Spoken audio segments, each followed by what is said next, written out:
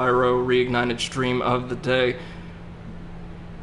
Give us just a minute to make sure everything here is working properly, and for me to throw my tags in properly.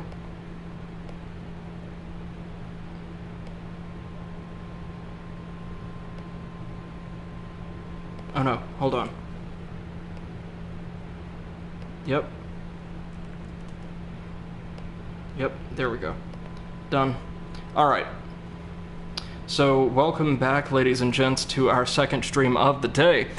We made quite a bit of progress earlier on this afternoon, taking down the game's first boss in what has been described by some as a Dark Souls-like challenge. We didn't think it was too bad, me and my ever-useful cadre of Spyro experts here in the chat. And we made quite a bit of progress in the second major hub world of 4, unlocking a brand new playable character, the extremely devastating Sergeant Bird, sorry. He's yet to be promoted.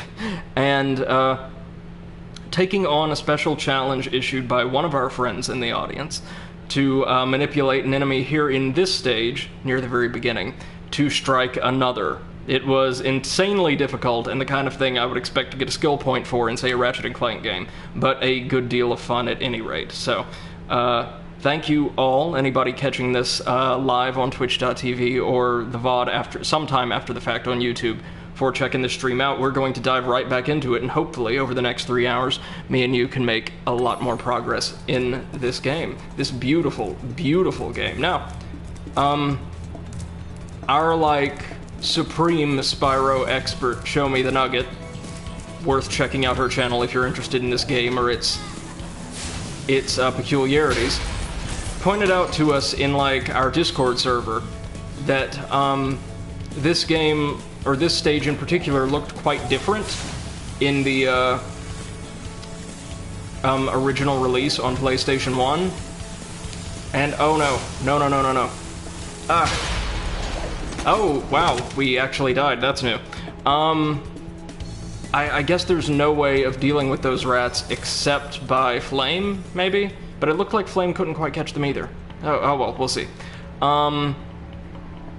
Pointed out that this stage looked quite different, with things like additional translucence effects on crystals and ice and things of that nature, on the original PS1 release. And apparently, at least based off of my experiences in chat, folks who played the original Spyro 3 release really prefer the look of... There we go, we can hit them with our fire breath. I just had terrible aim, of course. Hold on, let me see if I can do this again. Oh, that's fun. That's a lot of fun. Now let's see if we can use this one to blow open the ice. No, we cannot.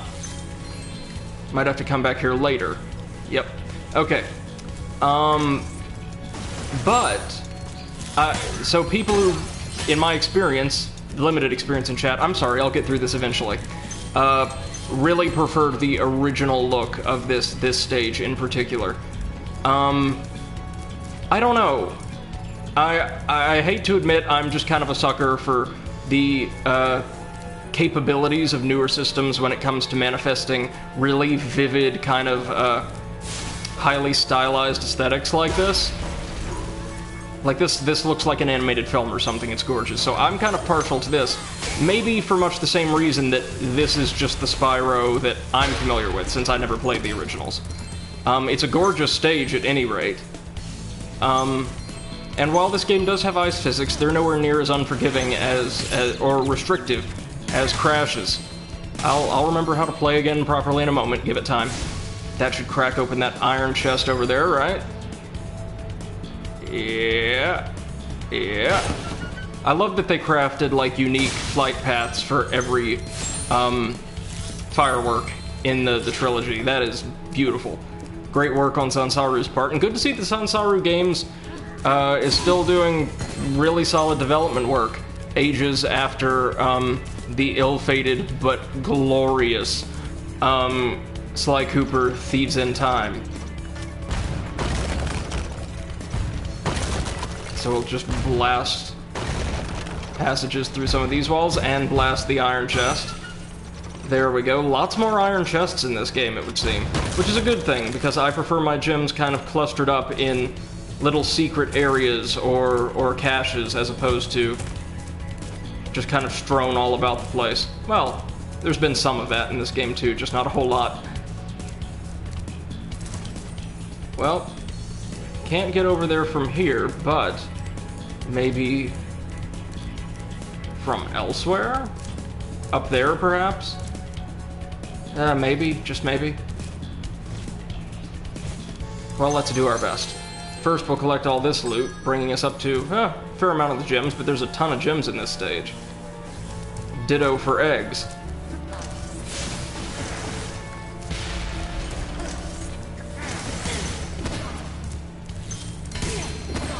Thankfully, we've learned more than enough about those guys' attack patterns and how to avoid them while attempting our friend's challenge.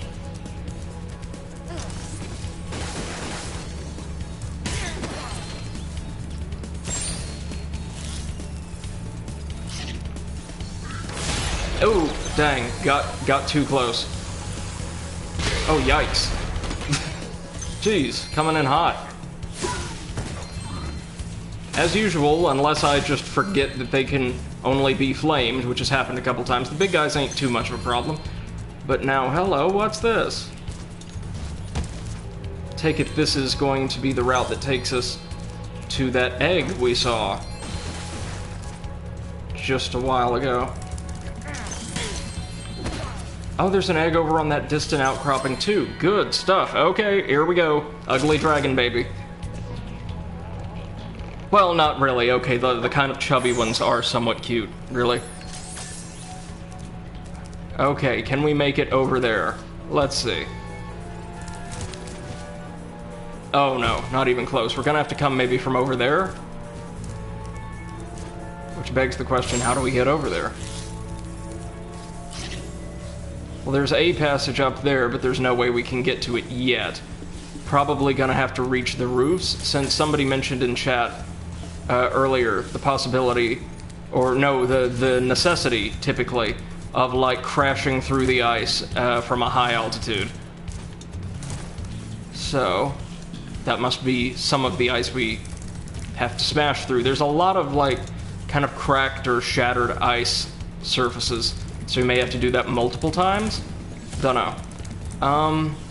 There's a head bash chest over there. And I know they're not like really chests, but that's just the terminology I've been trained to use by games over time.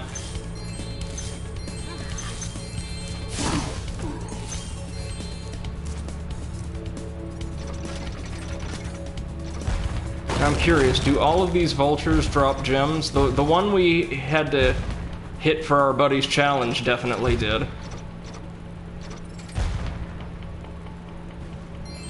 Oh, afraid so. So we're gonna have to do some sharpshooting as well.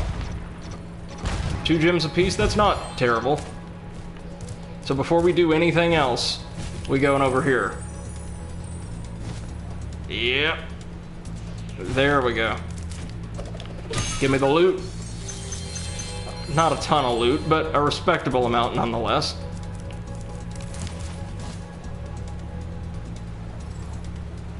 I love the architecture here. It's got like what I would like traditionally think of as like a vaguely like ornate Eastern European or maybe like Middle Eastern motif going on. I think given the climate it's meant more to emulate like the aesthetics of say Eastern Orthodox, like Eastern European Orthodox churches, but I could be wrong. I often am. Let's get rid of those, and let's crack open those pots, get all these greens out. No hidden greens on this map, of course.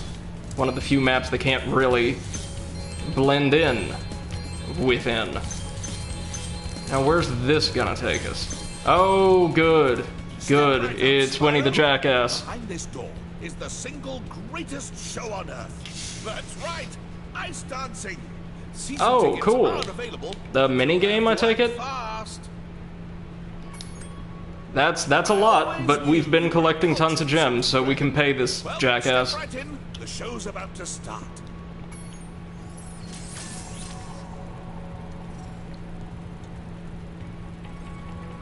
we'll get around to that shortly. I think I prefer going straight through the main platforming stage first, and then accessing those little mini-games inside areas after the fact. Now what's over here? What's accessible? Aha! Is there going to be a hidden dragon egg down here? There better be. No, even better. A side area that's definitely going to have at least one dragon egg, and we're already just swimming in gems. Good stuff. In fact, if we collect all the gems in this stage, we'll already have recouped our losses to the horrible arms-dealing bear.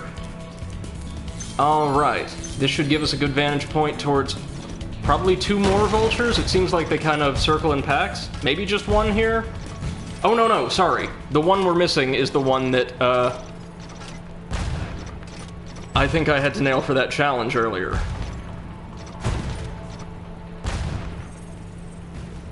Maybe.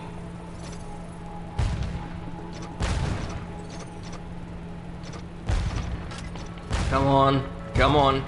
You know, you want to fly directly into the projectiles. That's the way. Yeah, looks like we're good here. Now it looks like also there's some kind of ski lift we can take here. I put up ice blocks this morning so Bob wouldn't beat me to the ice fishing hole. If you want to try out the hole, you can borrow this fishing lure I've been using. An egg, of course.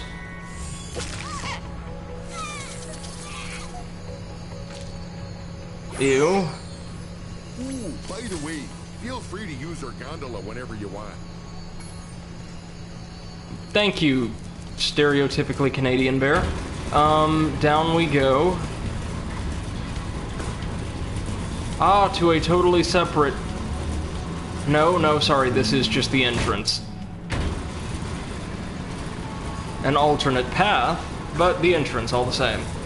So we're gonna want to take that to bring us around to, I suppose, a pathway that can swing us back around ultimately to that platform, the really remote platform with the dragon egg on it, you know what I mean?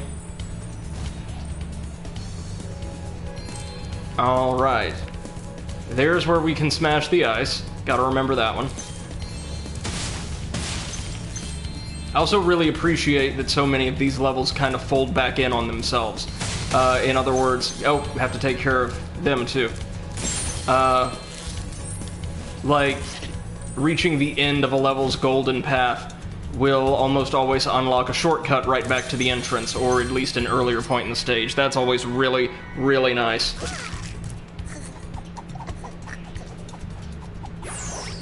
Cute.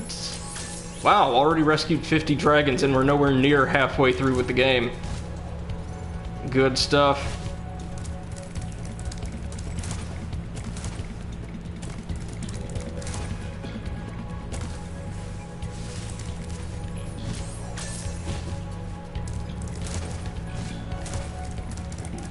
Now let's just head back around to the gondola, like so. And then we'll crash through the ice and hopefully scoop up a few more gems. There seem to be gems and probably at least one egg trapped under the ice, so that'll be worthwhile.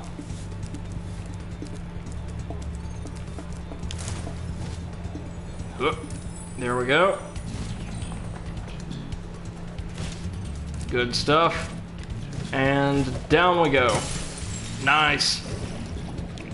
And we have a really compact underwater section. In this case, no, there we go. There's a passage with plenty of gems. So since we're collecting so many gems just kind of out in the open like this, I'm guessing our side paths are going to be largely or exclusively mini-games. Yeah, we're just down 71 of 500, so... Well, let's make doubly sure we don't miss anything, because I always hate that feeling, you know? Okay. Looking pretty good so far.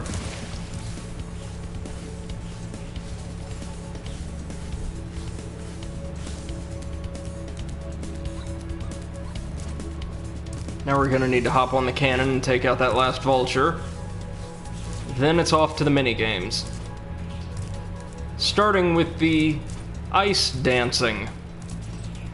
I take it that's like ice skating, like choreographed ice skating. That might be a really interesting kind of minigame. Lower, lower. I want to joke about having an easier time hitting them with the snowball, but we both know that's no laughing matter.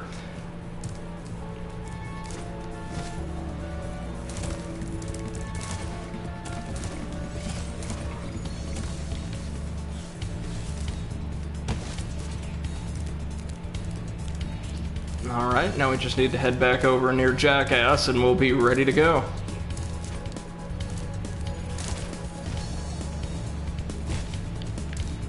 Or we could do it the proper way and just kind of jump down from here.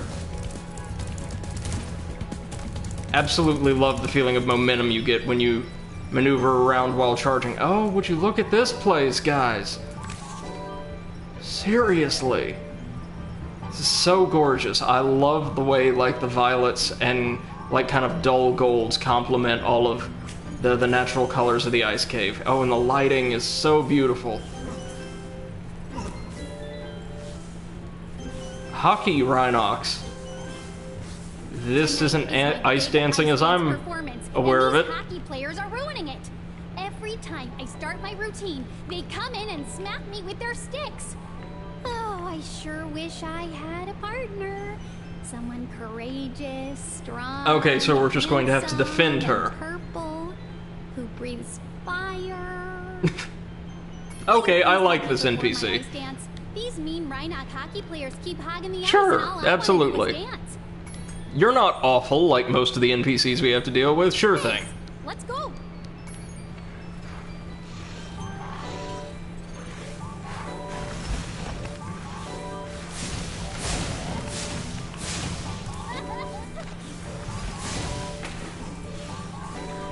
Okay.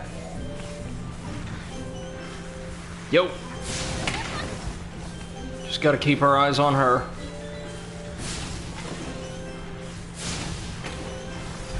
Not too bad so far.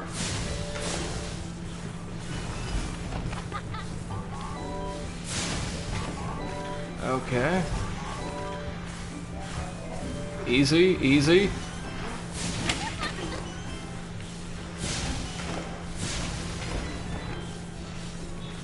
Jeez. Is that it? Guess not. Oh, yes, maybe? Well done. Very well done. We did it! That was my best performance ever. I guess one of the judges didn't like it, though. He threw this egg at me instead of a roll. Why don't you have it?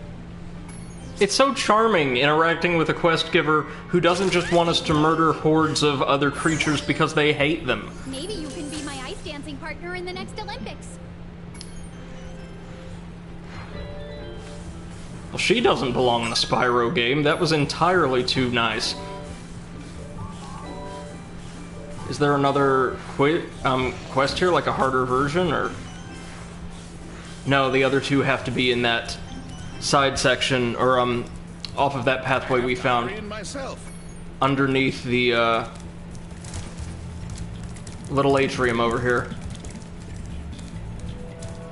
So we just wind our way down here, and this doesn't look from like the design to be one of the partner stage. Oh no.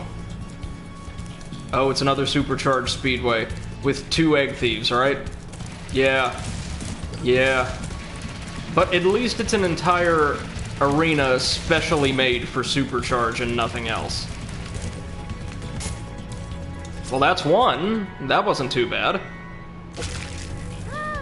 But the red ones are tougher, if I recall, or at least they were the first time we saw them. So, and yeah, as you can see, this one I think only appeared now that we've gone through the first section, the yellow robed thieves challenge. Nope, nope, that was pretty easy too, okay. But now the tough part, tracking down... Okay, that one was actually pretty cute. Moonwalking dragon baby, I approve. Now, tracking down any gems that would be over here, that's gonna be a tall order.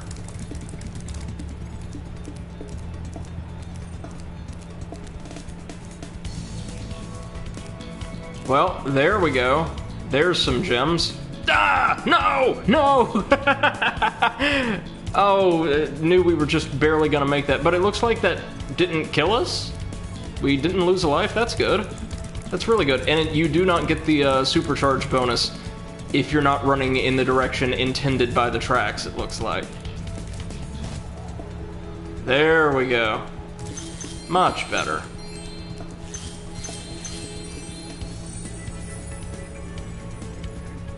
There's little, like, secret treasure caches hidden everywhere throughout this game's worlds. There are these game's worlds. I adore that, and my god, I hope we're actually getting, like, a proper Spyro 4 sometime soon. Ah, still down 26. Okay, okay. Odds are good they're here somewhere, you know?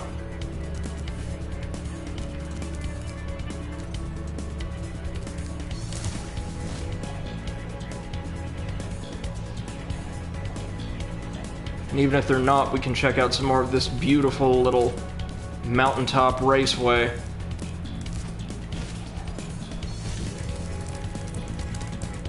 Alright, anything down here? Yes. Yes, in fact, there is. There's an ice wall. There we go, that should be the rest of our gems, right? No. Oh, we're down somehow even here, one green. Okay. Okay. We can do our damnedest to find it.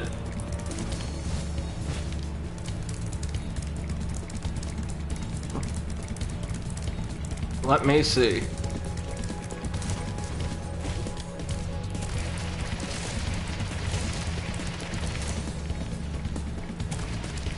Probably not gonna be here, right?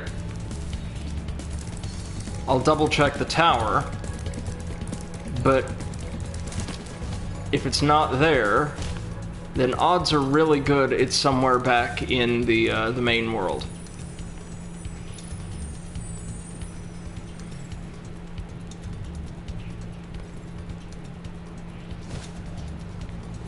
Ooh, yikes. Okay, yeah, so nothing up here. Nothing over there. So, time to head back to the main world. And in we go. Right.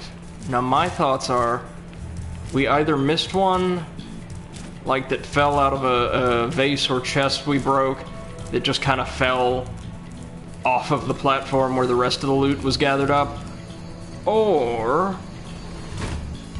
we left a vulture. There's one vulture left. That's it. That's gotta be it, right? So there were plenty of these suckers, and we never tagged that one. Let's do it.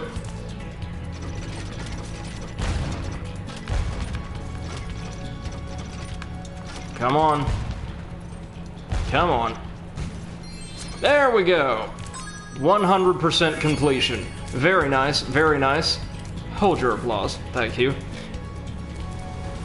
He says after like the most mediocre platforming performance of all time. I really like that level though. There's really creative use of the cannons throughout to achieve multiple objectives, not just opening paths, but opening chests and shooting down fairly innocuous targets that give you a handful of gems each. That's quite nice. Hey, MC, thank you very much. Glad you're here, man. Hope you've had a good day so far. This is a really well-rounded stage. I enjoyed the two little side areas, which universally, seeing how much as I really enjoy those kind of intentionally designed, specialized areas, I've really loved them throughout the entire game. Oh, what's this? Oh, it's another one of these cutscenes. Character development time. Oh, well, shoot. Fiddly-fo, bro! Glad to hear that, MC. Glad to hear it. I've been doing great, thank you. We made quite a bit of progress in our earlier stream, and we're now nearing in slowly but surely on the halfway mark. Didn't do a whole lot else today, like, did quite a bit of reading for pleasure, and read some stuff from work as well. And just ordered some groceries. I've been laid back. Oh yeah, trying out my new elliptical machine. It's fantastic. It's nice actually being able to get a workout again. But, oh look, the stoner's actually doing something this time. And getting his... Oh! Not only was he trying to do something, he actually did something for once. Character development. I actually do appreciate having all of this in the game. Thanks. No problem. It's a good thing for you Hunter was around. I can look after myself. Oh, sure you can. Would you like me to show you? Out of magic, huh? How about I give you a jump start? I'll deal with you later. Hey, why'd you have to scare her off?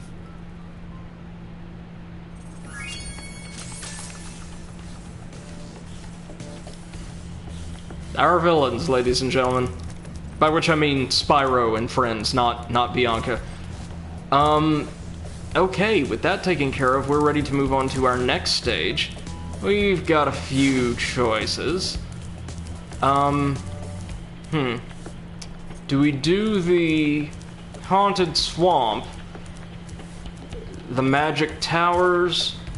Yeah, which are we thinking?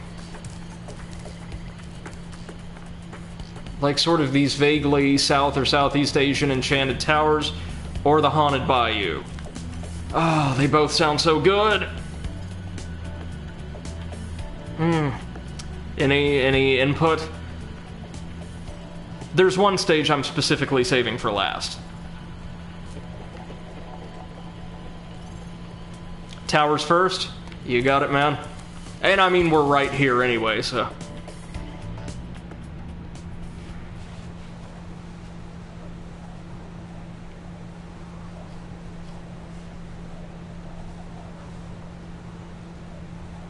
Yeah, the Icy Peak was fantastic, though. Typically, like, ice levels, as much as I love the theme of, like, ice and snow and just the cold in general when it comes to aesthetics, have a tendency to be kind of bland in platformers, because I think, like, there's a lack of creativity when it comes to what to do with those stylistically. But that stage was really nice. 500 gems, 6 eggs. Sounds like that's going to be the standard for this world. Oh my, look at this! I absolutely love all of, like, the sort of bright magenta highlights everywhere. That's really nice. And... do you hear that motif, kids? That is Sergeant Bird's cadence playing in the background, meaning we're probably going to have to use him extensively in this stage. Those crummy Rhinox forced us to build a statue of the sorceress. Then after we built it, she complained it was too ugly. Huh. If you ask me, the statue is far prettier than she is.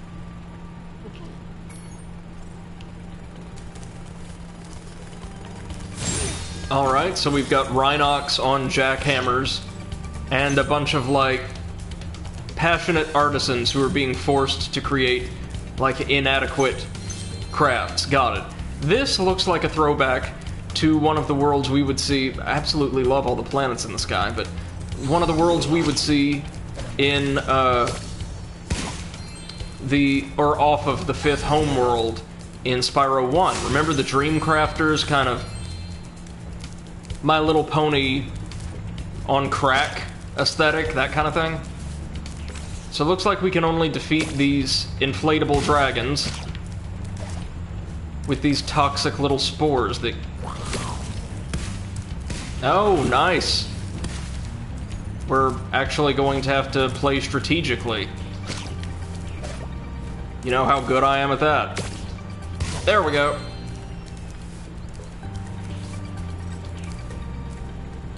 What on earth is that up there? Is that a dancing bone? Oh no. No, I think I remember this stage from one of Nugget streams now. Oh god, no.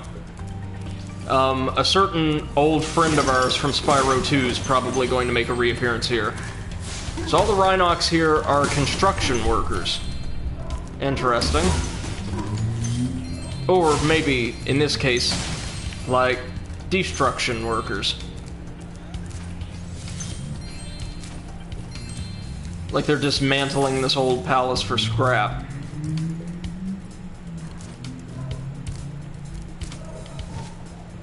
Oh, I got a dragon egg in sight. And I have to say, I definitely prefer the idea of gathering a large number of dragon eggs instead of a smaller number of talismans and orbs. It just... kind of like Mario Odyssey, right? Which I keep referring to because I consider it one of the best platformers in probably the past decade. Hey, Nugget, yep, we're in one of your favorite stages now. And I think I remember this from one of your streams, and I think an old friend of ours from Spyro 2 is going to make a reappearance here, unfortunately. But I think it's really nice to have a large, fairly diffuse number of important quote-unquote collectibles present in the stage, so that the player feels like they're always discovering something substantial as they move around through the environments you create.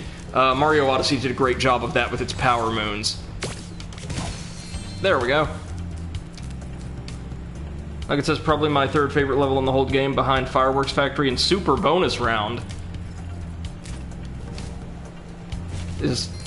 I would assume that's like the bonus world, but sounds like it could also be the name of like a great game show pastiche stage. Okay, so I see paths over there that we're probably not meant to access quite yet. Or wait, are we? Are we? Oh. Yes, we are. Curious to see when the sergeant's gonna turn up, though. Nugget says I would have popped in sooner, but I'm... Oh, man, I'm so sorry. Is like, what's wrong? Is there anything we can do to help, or just hash anything out? And of course, by all means, if you're having a difficult time or dealing with other things, but please don't feel obligated to tune into this. It's just a silly professional educator cursing at video games.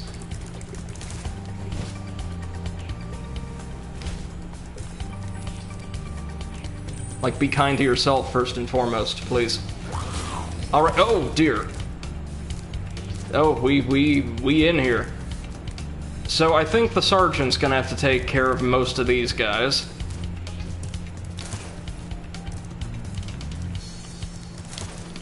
Huh. Yes. Yes. Thank you, pressing X at the apex of your jump to glide. Oh, we're going to have to slowly pick apart the statue, aren't we? Oh, I said slowly, but how?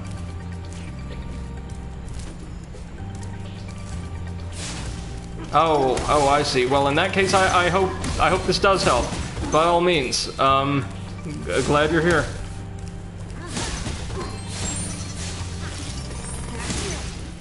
And we are going to at least attempt the challenge that was posed to us for Fireworks Factory earlier.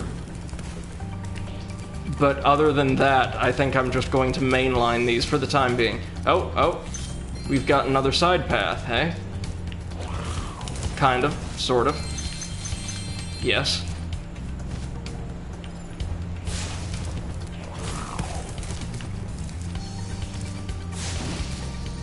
This should bring it down to just the uppermost third, I think. Oh no, yes. Well, yes and no, it's ahead. No, they aren't. They are not. That ought to take care of the statue.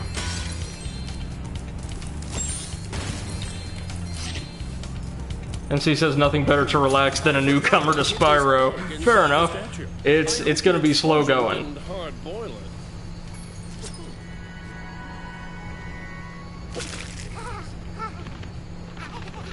these dragon babies, the ones that are kind of on all fours, are the ones that have the most disquieting design in my eyes, anyway. Okay. Oh, hello, secret passage. Oh. Hello, secret passage. There we go.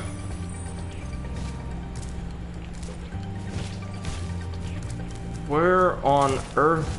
MC says, I was talking about you discovering the wonders of the worlds presented. Well, that too. I am really overawed to, like, explore all this for the first time. Especially this game, because every stage is so aesthetically distinct. Oh, no. No, I know what this is. I know what these are for. Nugget asked, did I finish Icy Peak entirely and just move to this? Yes. Yes, I did. Finished it not long ago, in fact. But, yeah, I remember one and only one thing about this stage from your stream. Or I thought I did. And seeing the lizard with the bone confirmed it. Oh yeah, the music is great. I love the fact that, Sergeant Bird's cadence is reprised in the score. Oh, this is gonna be... Like, I know there's a dragon egg in it for me if I collect all of the bones, but I really don't want to.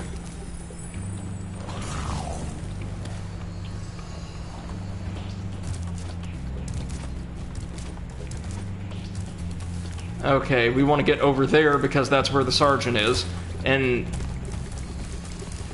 he can have a much easier time of most of this than we can.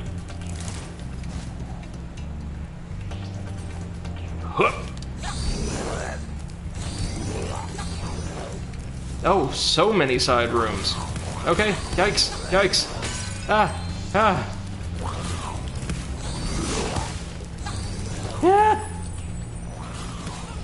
Yeah, this is clearly a Sergeant Bird stage, not a Spyro stage.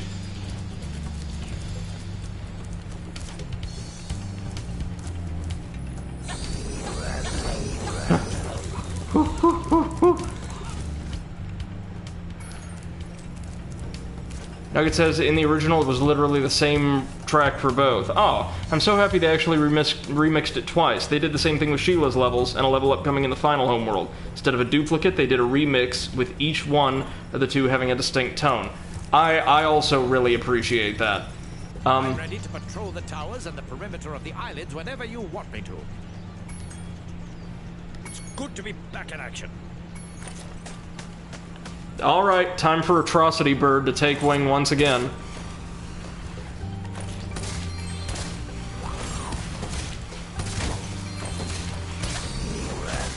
And moreover, time to get rid of all these little inflatable pseudo-dragons. Anything in there? No? Alright.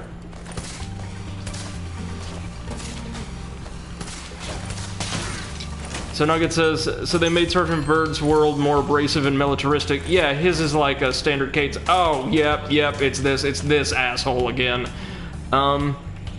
And meanwhile, Enchanted Towers is more smooth, jazzy R&B and more laid back. Jazzy, definitely. I wouldn't say R&B necessarily. Nowhere near lively enough for that, but like a smooth jazz or almost like a synth jazz, I would say. And laid back, definitely, absolutely. And MC says Angry Bird before it was popular. Oh no, that's the thing. One of the more disquieting things. He's not an angry bird. He's remarkably calm and placid as he slaughters every living being around him. This is just life as normal for him.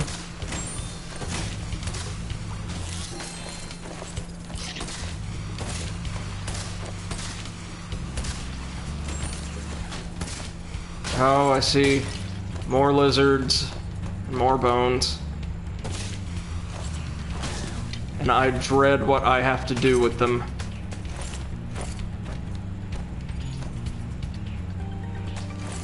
Well, let's get this over with. You're doing great. Please find the rest of the bones so we can put my friend back together. I really want to just shoot you off the cliff and take the egg. But whatever. It's fine. It's fine.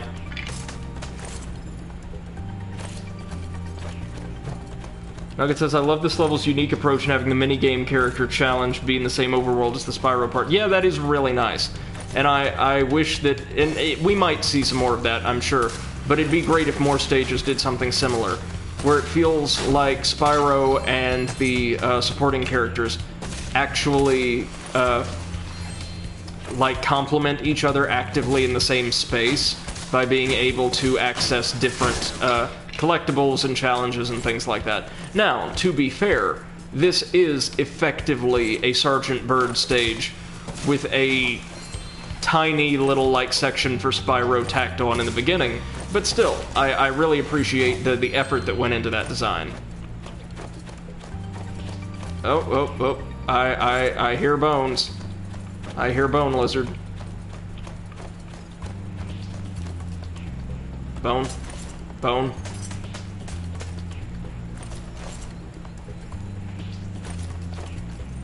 Aha.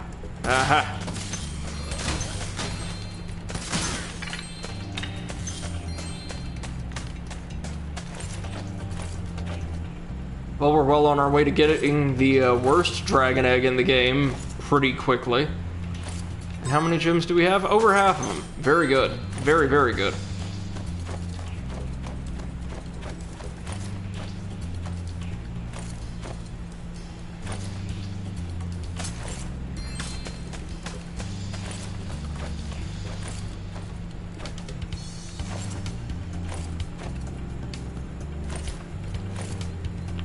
Yep, one more. Now hopefully this isn't one of those circumstances where I blasted one of them without caring to collect the bone after it dropped, and it's just kind of laying on the ground somewhere. That could very well be the case, though. Let me see.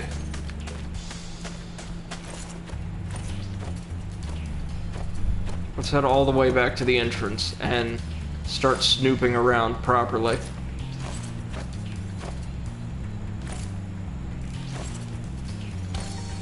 So in a wide open space, Sergeant Bird's controls work like a dream. Like, hands down, no question. Tight spaces, it's obviously a little more challenging, but it doesn't feel necessarily cumbersome, so that's a good thing.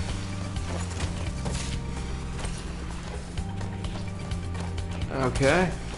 Maybe one at the top of this spire, or something at the top of this spire.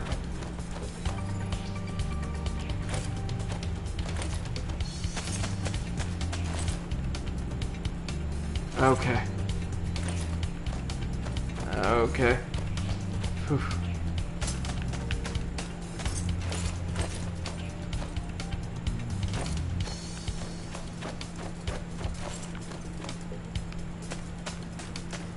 Nugget says, my favorite part of the song is the short section where it's super chill and stripped down and the snare rim hit happens on the third beat. This section, I would imagine?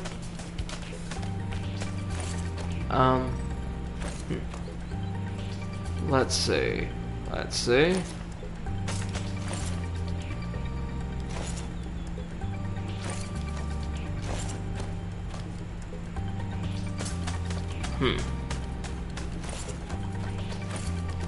Now, if I was a lizard holding an item that prevented something horrible from being let into this world, where would I hide?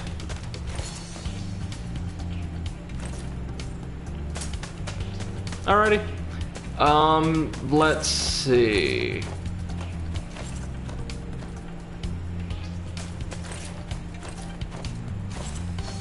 Oh, gotcha.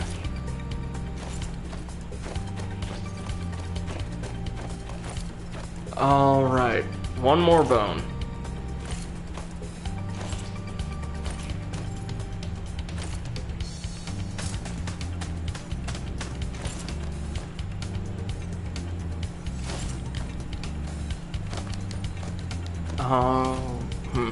So I'm quite convinced that what I was afraid of is exactly what happened. While I was going all willy-nilly, just letting loose bird bombs everywhere, I clipped one of them, they dropped their bone, and it's just lying on the ground somewhere.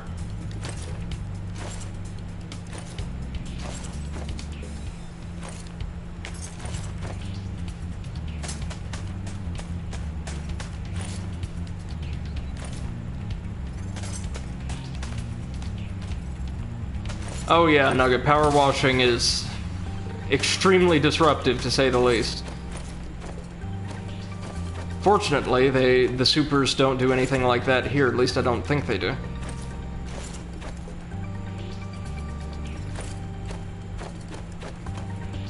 Let's see...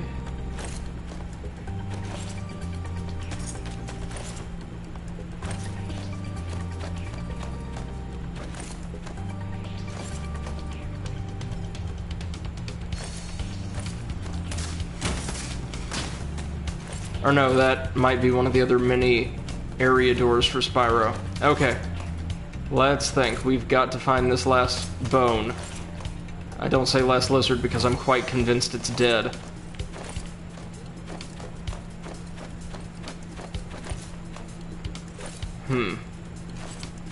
We got all of them that were, like, isolated in the chambers. That much is clear.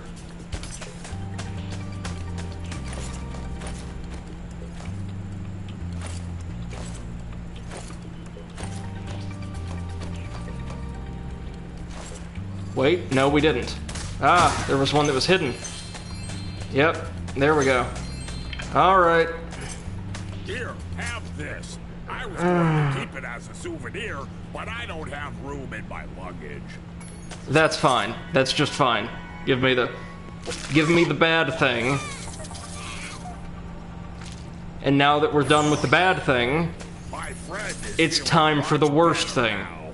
Oh no, he started his bone dance again. That sounds so wrong, and you know it.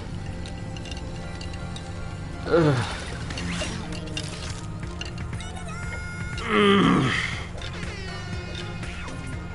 God. Shit. Who thought this was a good idea? Like, they did their best, broadly, to retain the original, like, feel and performances from the first trilogy when it came to animations and things like that, I know. Why the hell did they decide, oh yeah, here's where we need to make a change?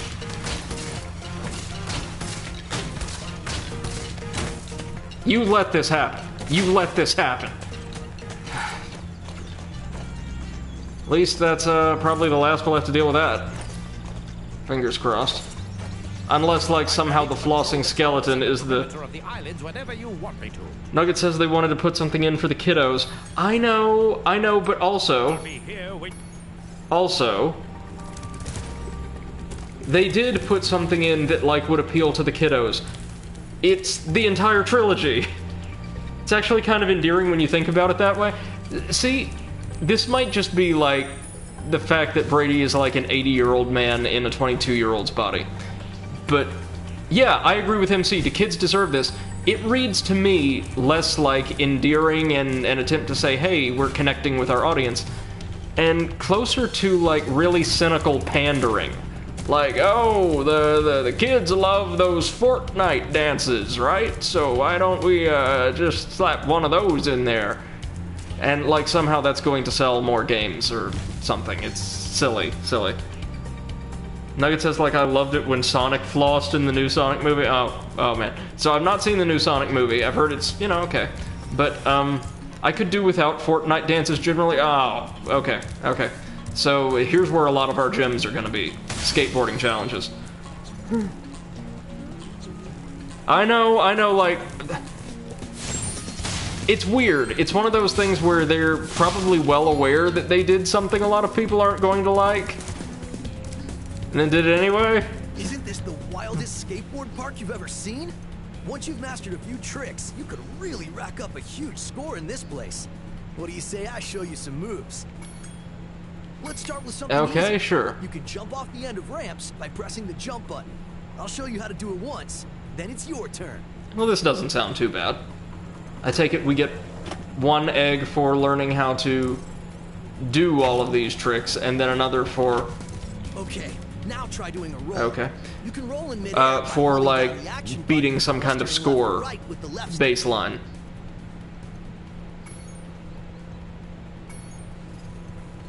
Okay.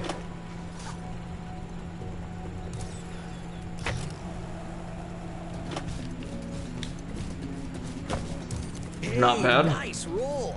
Now let's see you pull a flip. Flips are exactly like rolls, only you push forward or back on the left stick instead Right, of left right. or right. Just jump off the ramp, hold down the action button, and press forward or back. Well, that one doesn't sound bad either. This is... All the tricks themselves are straightforward, but I'm sure the applications are going to be pretty tricky.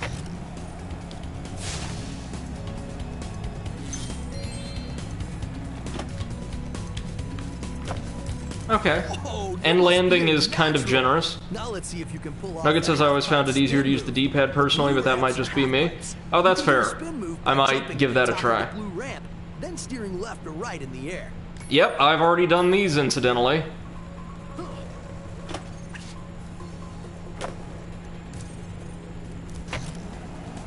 Hunter's finally able to practice his true calling. All right, you nailed it. Now let's see if you can do a 900. Get as much height as you can, spin 2.5 revolutions in the air, and land back on the ramp.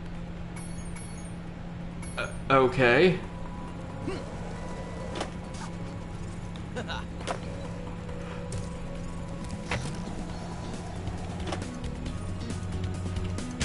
Ouch.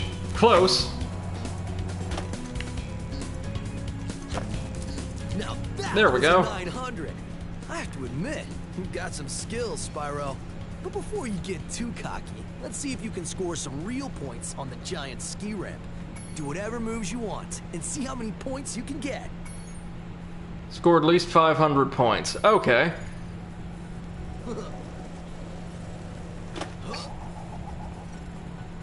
And Hunter crashed into a wall and tragically died thereafter. Okay. Huh. Damn it. Tried to jump at the end of the pipe, thank you. Like so. Or not.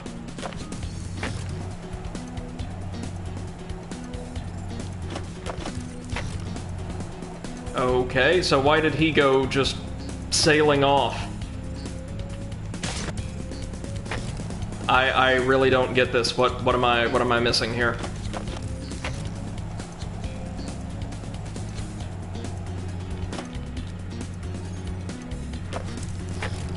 Don't press X. Gotcha.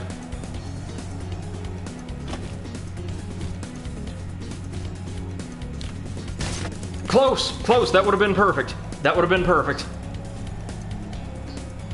You know, if he didn't fracture his skull upon landing. Ha! Nice! Not bad. Really Not bad. Fast. Well, then again, you are being trained by a master boarder. Speaking of which, I was just practicing this nearly impossible new move that I call the Nasty Nork. I had just about pulled it off when suddenly I ran smack into this dragon egg and wiped out.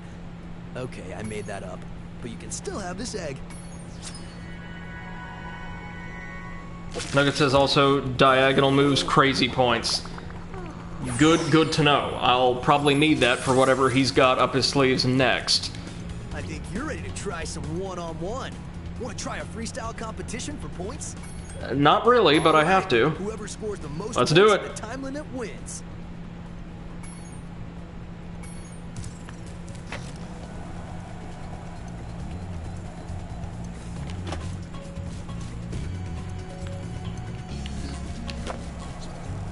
Alright, that wasn't bad.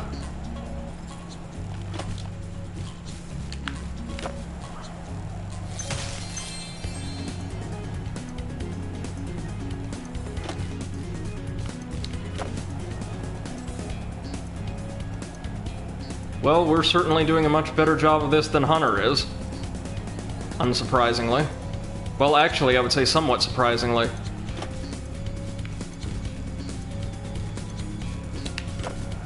What, is that it? Oh, are there like diminishing returns? Oh, there are. I see. Tricky. Ouch. Oh, we're gonna lose. Oh my god, we're gonna lose.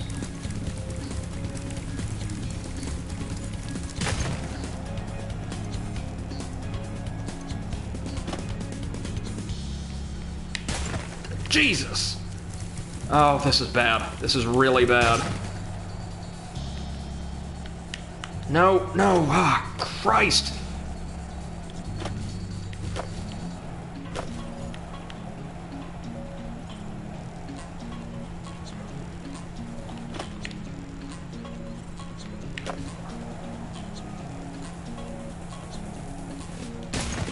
What? Oh man, this is... Okay, we're quickly adding to the list of gameplay mechanics Brady doesn't like. Honestly, I was never super duper fond of, like, 90s skateboarding games in general. Not necessarily because I, like, just tanked them or anything, but because, yeah. There's no All right, whoever scores the most points in the top.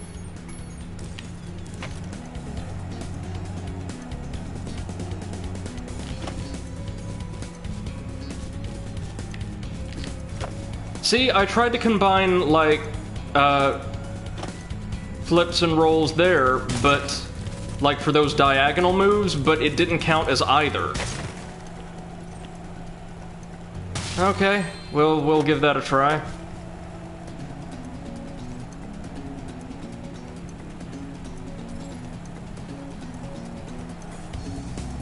Down we go. There we go. Okay, good advice, thank you. Yeah, so it is something about the D-pad, like the precision of that input versus what you can get with a control stick. Gotcha, gotcha.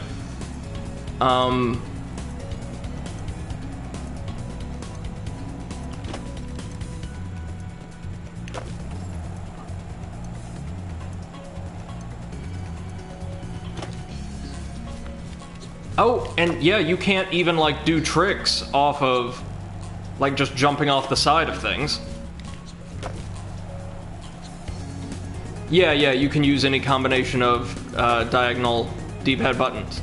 Great. Good stuff. Thank you so much. Otherwise, I would be absolutely screwed. Oh! Might be screwed regardless because I think Spyro just broke his legs.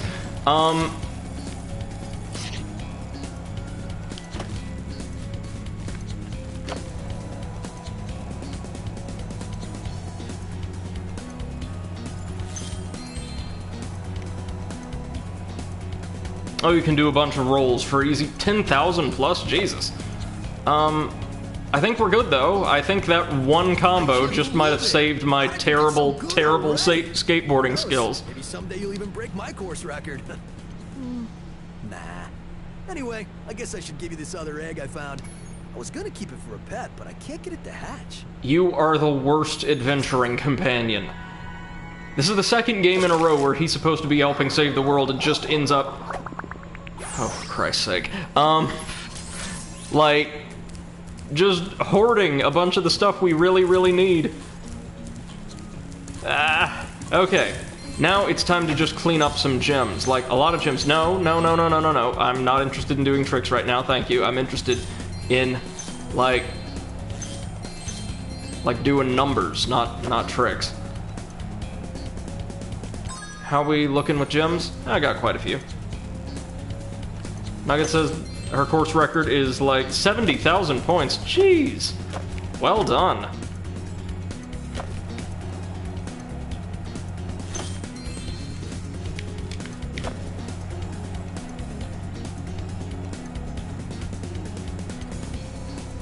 This though, the inclusion of like a actually really intricate skating minigame dates this game like more than anything else I've seen so far. This was, and I don't mean that disparagingly, like, this is as 90s as video game mechanics could ever get. Or ever did get, rather. Like, every game, like, that wanted to have really, broad base appeal at this time tried to incorporate some kind of, didn't necessarily have to be skateboarding, but, you know, some kind of extreme sports. And honestly, it was rarely executed this well.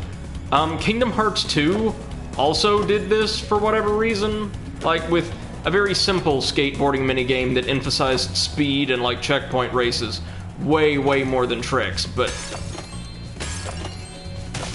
that is also a thing what happened.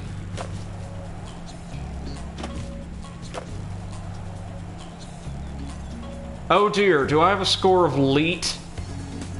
Oh, might need to do something to change that. Oh, that'll never do. Oh dear. No, we can't. No time. We are now elite. Excellent. I feel so ashamed. Alright. Let's see about getting over here. Nope. Nugget says her record involves a lot of nasty Norks, Dr. Shemp's raging riptos, which are either tricks or horrific colloquialisms for various diseases. Alrighty. Are we gonna make it? Are we gonna make it? Are we gonna make it? Yeah! Oh, I love the hover so much. That is a brilliant addition to the second game. Those are trick names. I know, I'm just messing with you. How are we doing? Got a little over 100 left to go. That's not bad.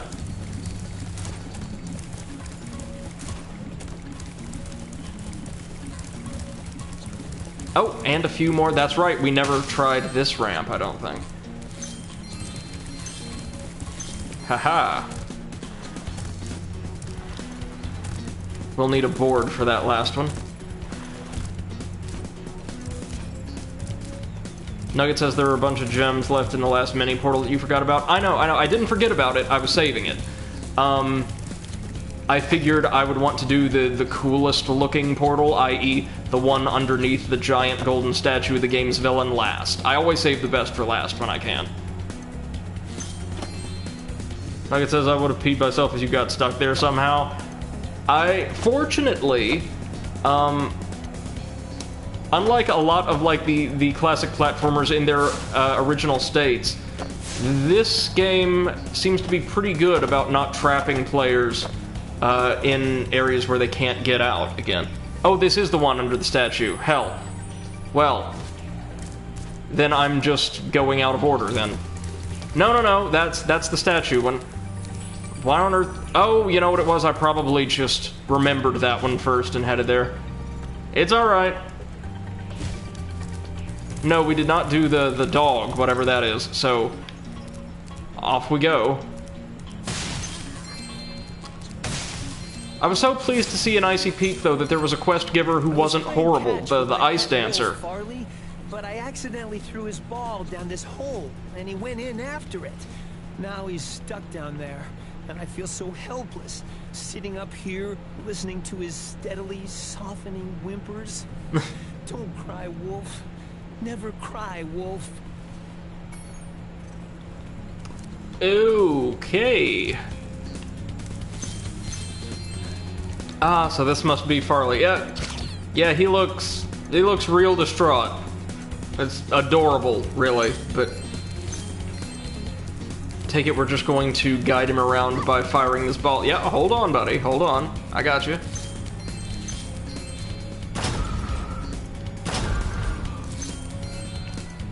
Ah, I see.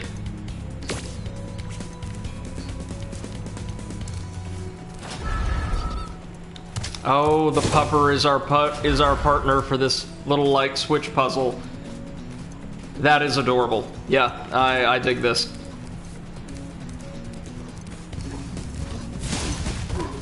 And he's terrorizing the poor Rhinox.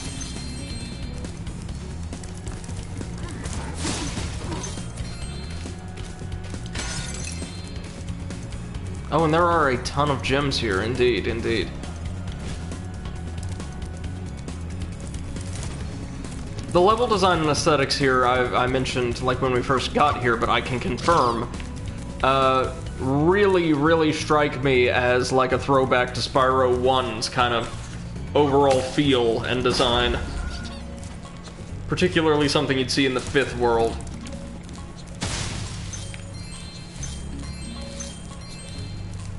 I wonder if that's intentional. Like, it's kind of gotta be, right? Like, I think even these patterns on the floor look kind of familiar.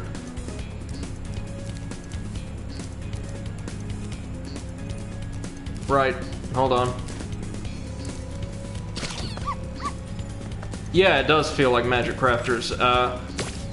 Not just me, good to know. Alright, buddy, off you go. That's it. Good boy.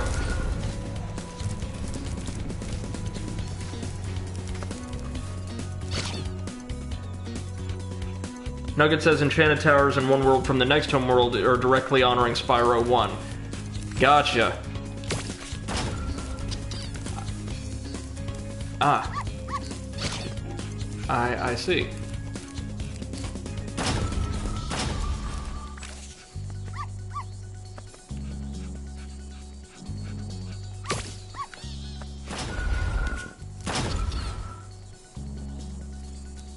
No, we've done this in the reverse order. Whoops. Sorry, buddy. Here we go. Thank you. There you go. Ah. There you go. There you go. Ah! Haha. Nugget says, I like how Spyro is canonically the size of a juvenile wolf puppy. Well, either it's a very large pup, or Spyro is just an incredibly small dragon.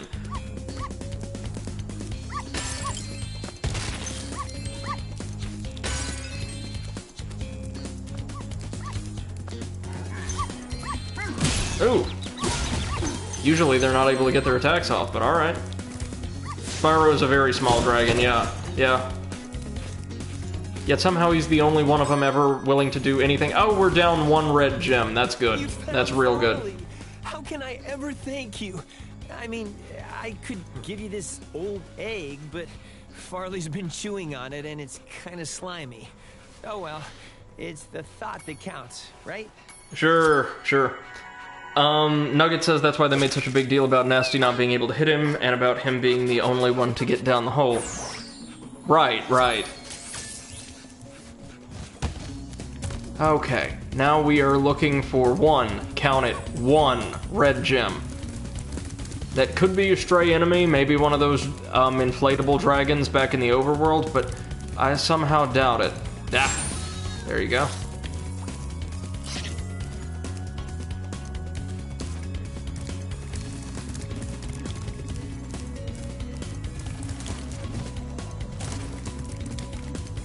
I do love that the puzzles stay permanently solved for, like, easy backtracking once you've cleared the challenge itself. Very nice. Okay, so it looks like we're not missing anything here. It's probably in the towers proper.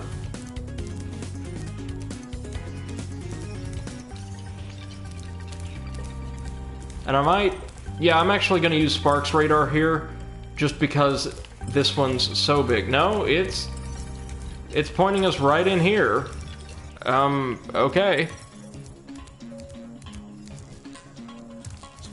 Oh, dude, really? Even a red was hiding in the grass. I get it. No, I've got to do all this over again. No, I don't, thankfully. Whee! So we completed that stage. Very, very nice, I think. Extremely decentralized design. That just does act as a really effective homage to the design ethos of the first game in particular.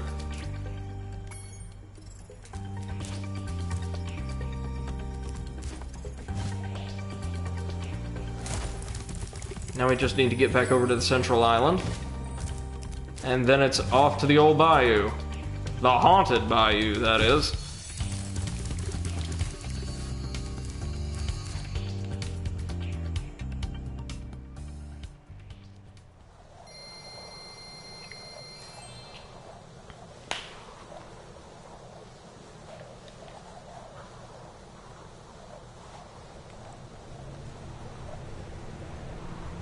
Whew. Hope everybody's had a great day and is having a really solid evening so far. I'm doing alright myself. I just ate dinner and did as much of a workout as I'm able to do now that I'm finally shaking some of the rust off my bones, just before starting the stream. Since I've been ordering food, like, you know, like, groceries and things like that, in quarantine, and, you know, obviously you have to get, like, more frozen ready meals than you're used to just to have something on hand, because, well, you know, supply chains ain't what they used to be. I've been trying some interesting foods that I hadn't before.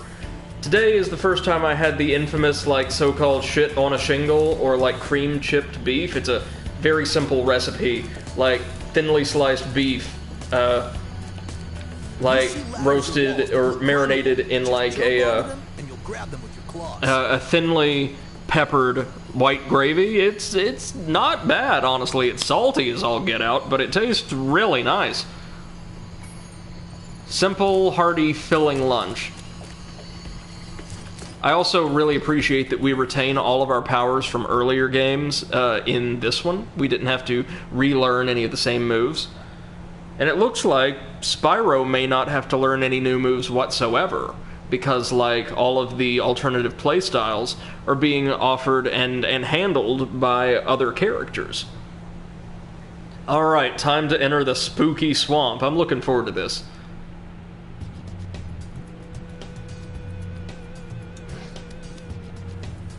Oh yeah. So I already see a counter there, you see that? Looks like candles.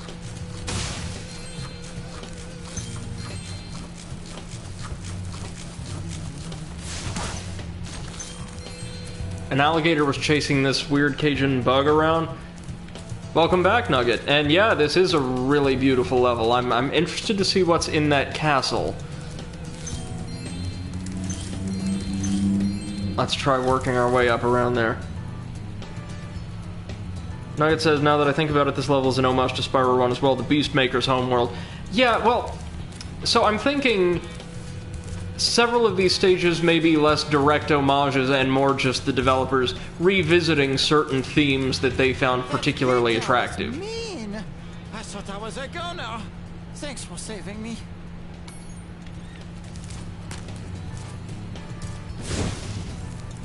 I can only assume once we've lit all 4 candles that the gates to the castle may open. And the Rhinox here are like backwoods fishermen. Got it.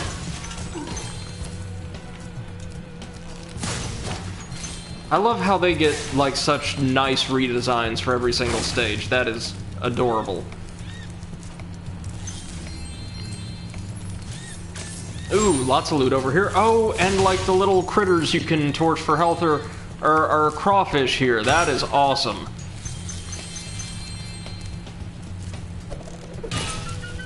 Nugget says, this is like a Japanese swamp mixed with like a Bayou, Louisiana swamp.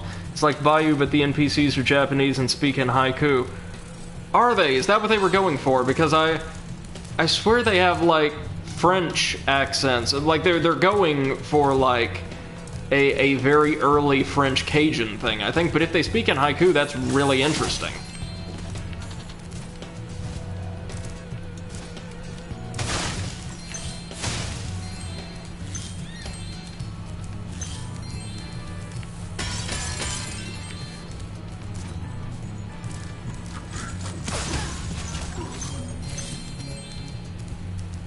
The Dark Souls of platformers, ladies and gentlemen. Now, to be fair, the Crash Insane trilogy has also been compared to Dark Souls, and I find that comparison way more apt. Not just because Cold Hard Crash probably took several years off my life. Nugget says, it was an exaggerated Japanese accent in the original, which is why they speak in haiku. They changed their accents in Reignited. Not sure why, maybe they thought it was like offensive or something. Yeah, that's probably it, and honestly, probably because it was. And I honestly, like, well, what they're going for here, like, doesn't sound terribly Cajun from my experience either, but it's closer to what would be appropriate for the setting.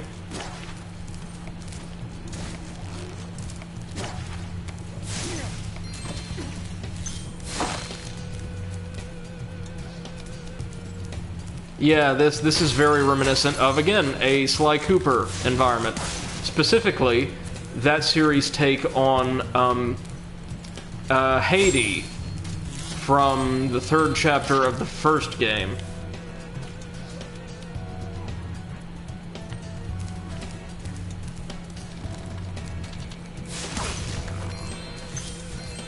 I'm thinking they also could have changed the voices or the accents specifically just to make something that felt more appropriate to the location or the setting. That kind of makes the haiku a little strange, but appreciable on its own merits nonetheless. Okay. This is something we can climb up. Yes, yes.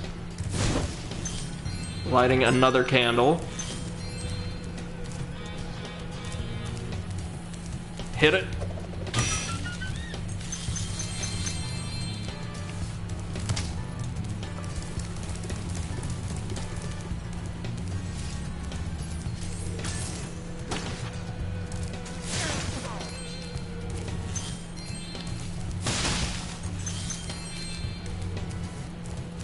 Okay, so where are we going to need to jump from in order to hit that? Huh. Let's think. Oh. Along those trees, most likely. Oh, look who it is. Of course. This door is jammed shut. Only the power of gems can hope to move it. You've made a wise choice. It will mean more. Everybody eggs for speaks you in haiku and here. more gems for me. Best of all, Spyro, I can stop speaking haiku. What a sweet relief. That's really clever, actually.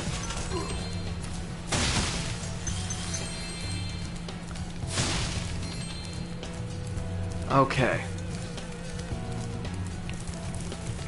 So what on earth is going on over here? Like, clearly there's going to be a platforming challenge here. MC says, I've been playing ukulele in the Impossible Lair. Oh yeah, how is it? I've heard it's like a great, like a great improvement over the first.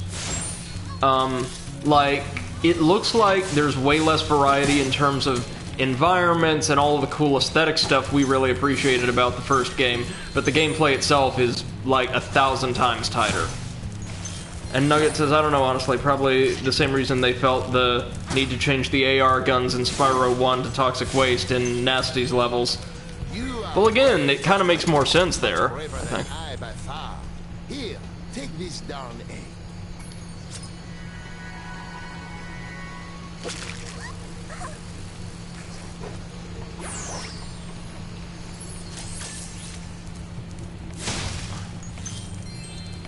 MC says Moneybags reminds me of Trouser and his paywalls.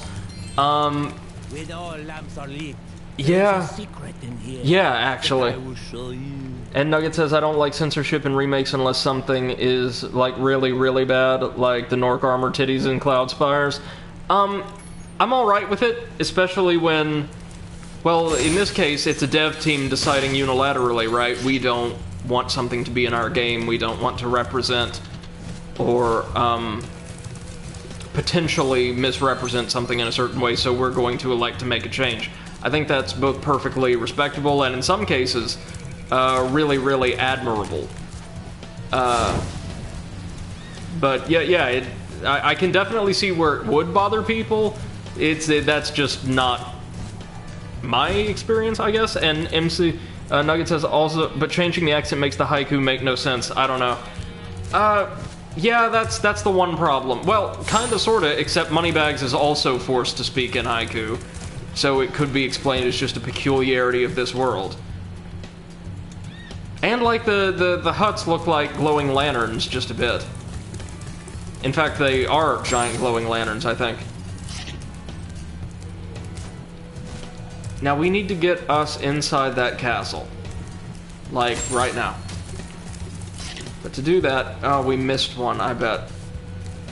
Sheila's got a level here, which is great. Oh, shortcut, yay. MC says, but isn't changing these aspects kind of misrepresenting the game? Not if it's like the dev team in collaboration with the folks who originally designed the game or having them signing off on it. Not really, I don't think.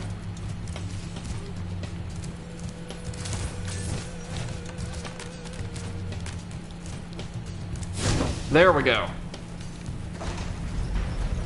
And I take it that's where a lot of our content's going to be. Nice. Okay, so we've got a lot, but not all of the stuff from this part of the world. Going to need to go out the back of that hut in particular. One moment. We'll scurry around over there.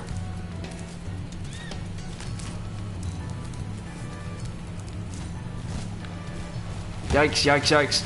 Oh. Oh, we can swim in this? We just can't dive in it. Okay. Oh, well, that's not bad at all then. Oh, no, there's piranha or something. Okay. So it's just not immediately harmful. Gotcha. Gotcha. We're going to want to get over there.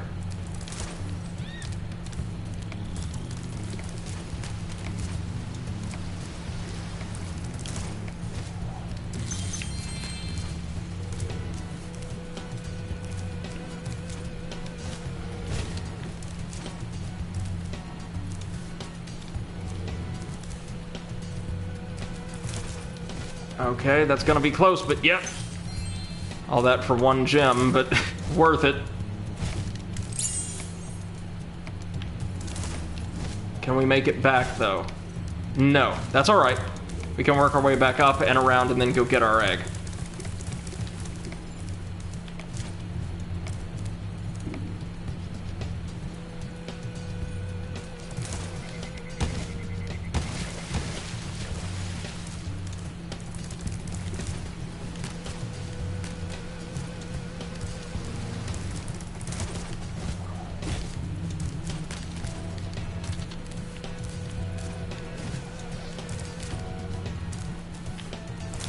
Huh.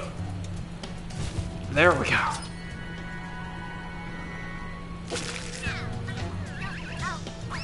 MC says, in the same vein, Commandos 2 remaster had all the Nazi symbols removed, and for a game set in World War II, that is kind of lame. That is a little bit more egregious to me. Again, like, if it's their choice, you know, totally they're up to them. But yeah, weird.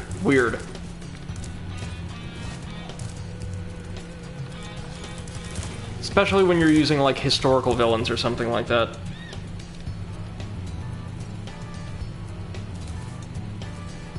Now, to be fair, on the point of the voice acting for these games, from what I've seen of this one, especially compared to the second, the voice acting is altogether decent. It's not phenomenal or anything, but it does the job. And the main cast turn in, like, really solid performances. Spyro 2 was a bit weaker overall, I would say, in terms of, like, voice cast and their performance.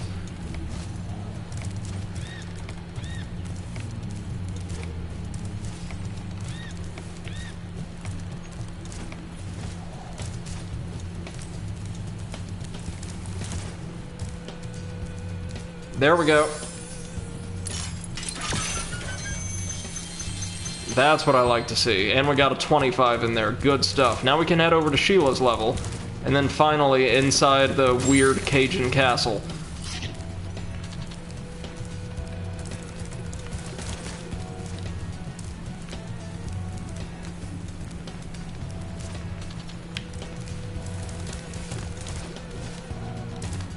Oh, there we go. Yeah, MC says the official reason for Commandos 2 was to be able to ship internationally. That's right. And in Germany specifically, correct me if I'm wrong, but it is absolutely forbidden by law to depict in any way, shape, or form for any intent anything to do with, like, the Nazis or their government outside of an explicitly educational context. Or no, not anymore. Not anymore.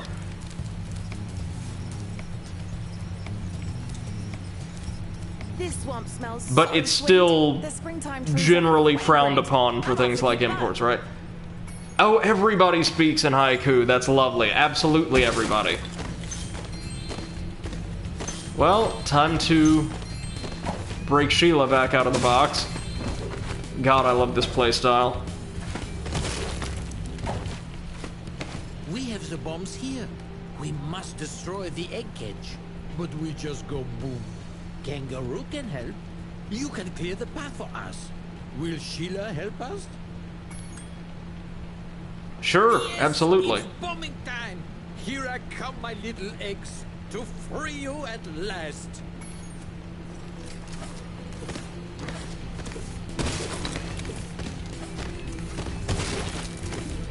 We've just got to clear the way for him, it sounds like. Oh no, this is something... Yeah, we've got to, like, slam those. Okay. Ow! I went... Yes! Yes, of course.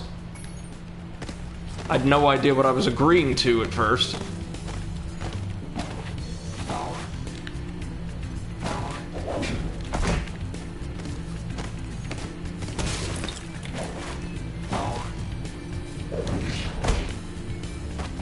What? That was... Oh, they don't stay down, do they? Yes! Okay. Fine. Oh, this is the mushroom minigame you were talking about. I gotcha. Down we go. Good. Oh, of course we're coming to this one. Of course we're coming to this one. Ow! I went boom again. Big rocks can be kicked. Yes!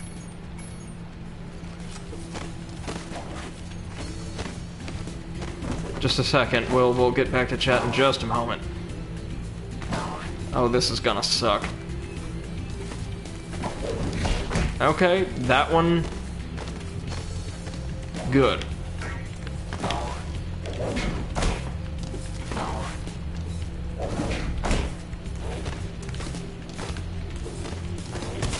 Oh god, there's so many.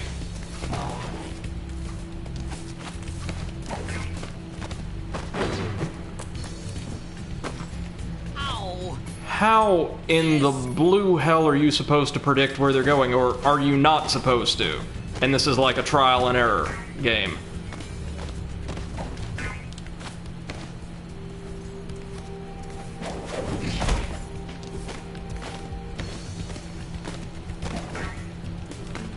Oh, no, no, no. I know it's the same pattern. I mean, like, how are you supposed to determine where they go next? For instance, when there's this many mushrooms, they seem to very loosely follow the stone path. Ow! I went... Yes!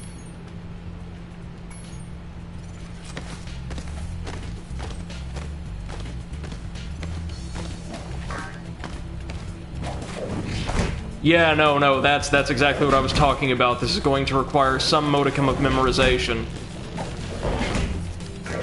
Damn you! Ow! Yes!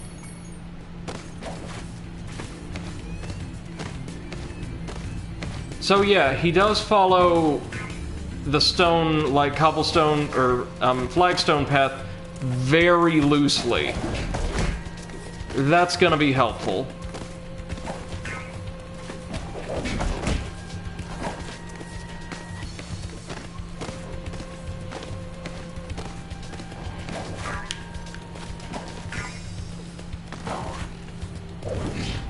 There we go.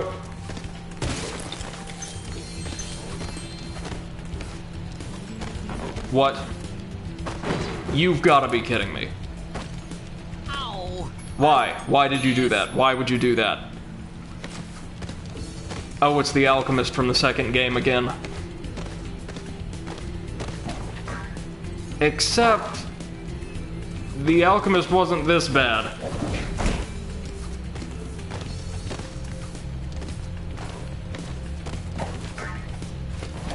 Like, I get it, you probably want to use this character in several different ways, which is just fine.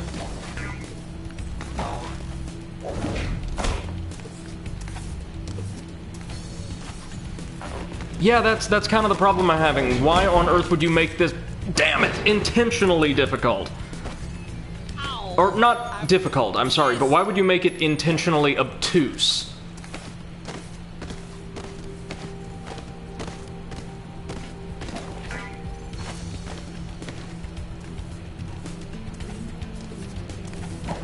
Okay. So we're going to have to smash that third one down with just at the absolute last minute.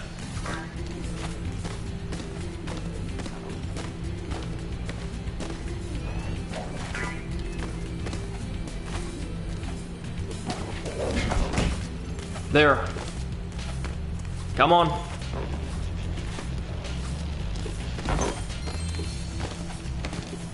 Oh, and now you're back on this bullshit. Right. Ow! Yes! I'm at a loss, guys. I'm really sorry. I don't have a whole lot positive to say about this. Like, the other mini-games present in this game, even like the trickier ones, all felt really well designed and kind of intuitive. This one doesn't. You've got a rough path that he follows, but no indication as to in what way he's going to follow it, as in evinced by this.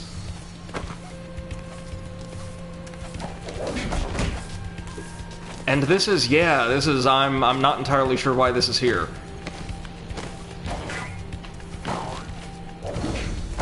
Good.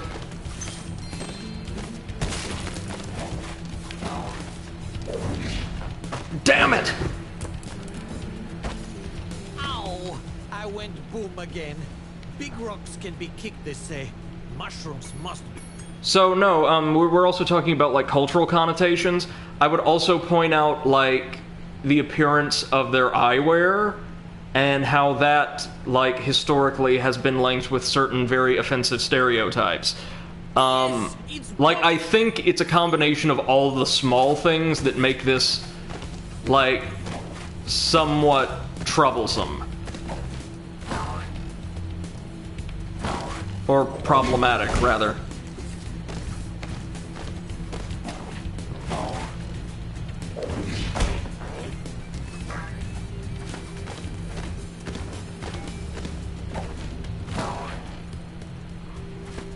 All right.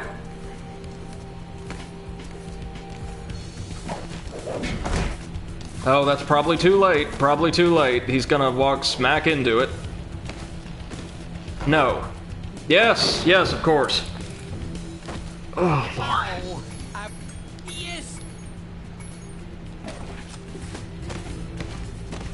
Like, it makes sense that you would want to use Sheila in, like, ground pound puzzles and things like that, kind of like they did back in the seaside level. But why like this? Dear God, why like this?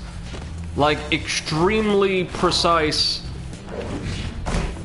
movements in a very short, narrow frame of time is exactly what this character is not designed around.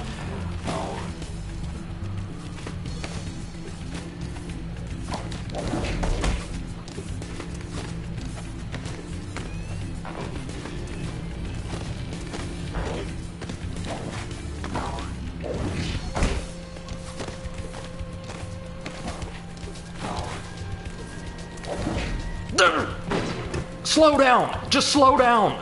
I can't... I went boom again. Big rocks can be kicked at... Yes!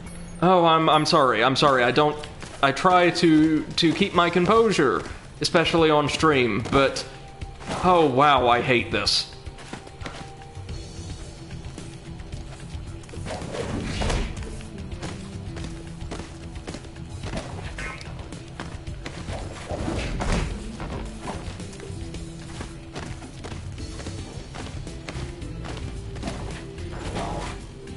Oh wow, and according to the wiki, like, a couple of these characters were actually named after, like, Edo period poets. That's really interesting, actually. Too late, right? No, good.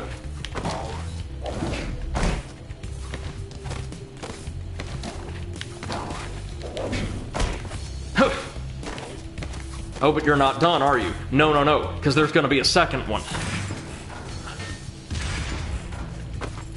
No, no, no, I don't think, like, any mushroom connotations are intentional, for the record. I think that's just part of the design. The other stuff, though, the haiku, the glasses, the... Oh god, the teeth. Oh god, the teeth. No, no, no, no. Okay, now, yeah, I can see. If you clear my path, I can blow up the egg cage. Poor, poor captive eggs. Oh, wow, why would they do this? Yes, it's bombing time. Here I come, my little eggs, to free you at last. Okay, so now we do the same thing with the second one of these.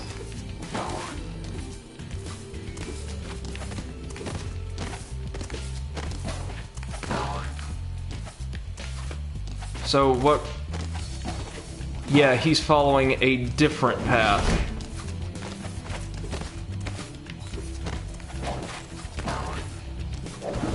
Yeah, we're gonna have to clear different mushrooms for him. Okay. Ow! Yes?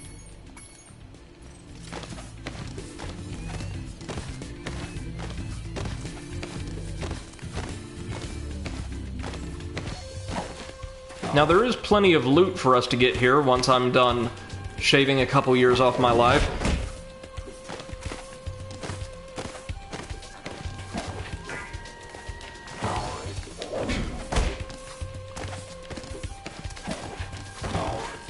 He's going to come back onto this one, isn't he? Nope. Oh, dude, are you kidding me? Ow! Yes? This is so weird. Like, why is this the Sheila puzzle? Other than, like, hey, hopping is fun, which it is. It's genuinely fun to do with this character.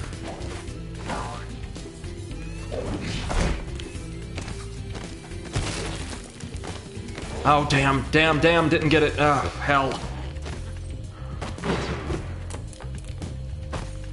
Ow! Yes?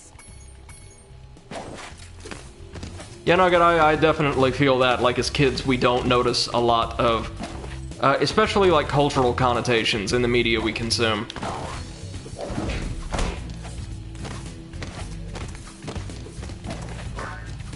And I don't mean they're not always negative. Oftentimes they're not. We don't understand a lot of times, or really appreciate the, like, inspirations for a lot of the stuff we grow up consuming and enjoying. Okay, there we go. No more rocks. See? Good. Now, what mushroom are you going to haphazardly run straight into next? Oh, that one. Good. Good. Ow! I went boop. Yes, it's...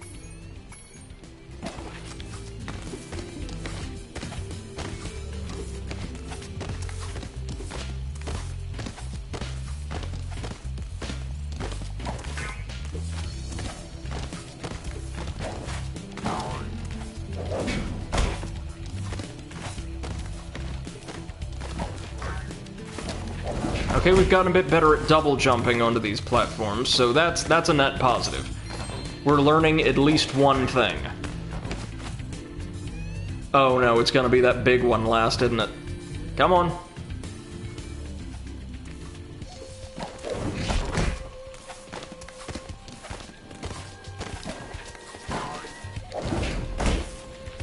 What? Oh, it's gonna be one then the other, right? Ow! I went boom again. Big rocks can be kicked, they say. Mushrooms must be stomped. Yes.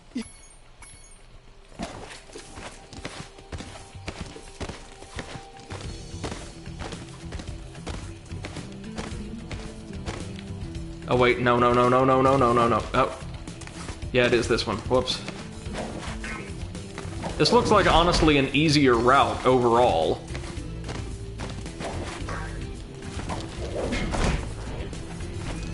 Good.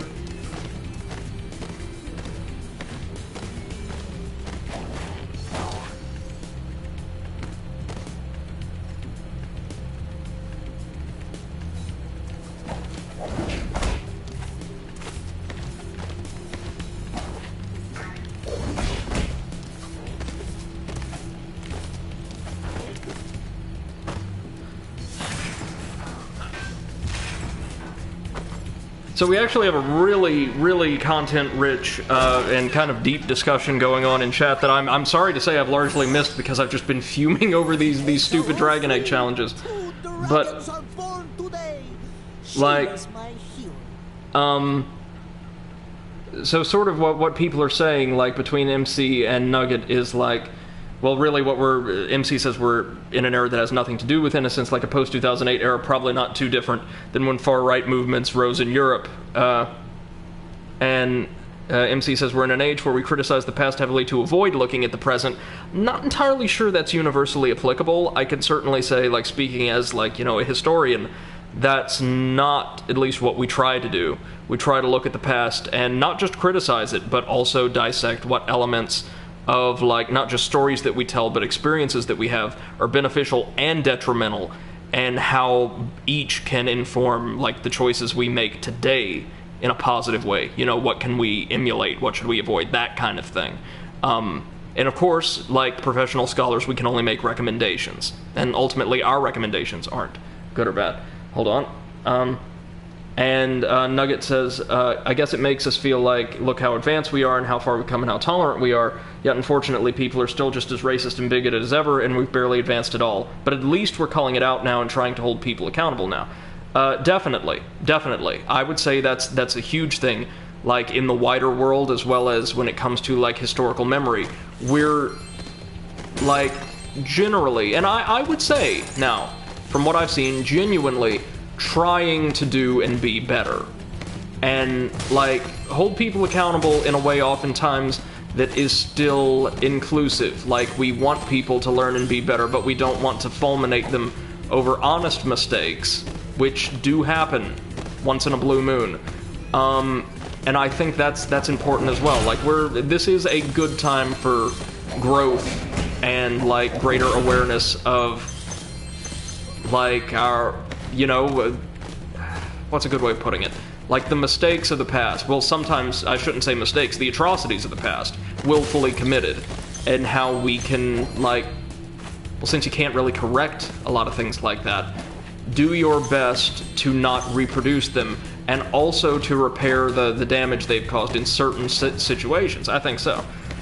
And Nugget says it's really weird that these things exist in this level because the actual Japanese level fireworks factory doesn't have any... Oh wait, oh dear, yes it does. Oh no, yikes, oh dear. Well, that's where we're headed next. Get ready for more historians talking in very, very deliberately obtuse language about how problematic stereotypes are. Oh no, oh geez. I really wish my friend Hannah were here with us. She's in chat once in a blue moon, and is also like a professional historian, but like a lot brighter and more plugged in than I am. She'd be able to give us a way more, like, intellectual breakdown of all this. Oh, is that the 25 we were looking at? Yes, it is. Yes. Yes. So we've got just a handful of gems left, presumably inside the castle, right? Do we have everything here? I think so.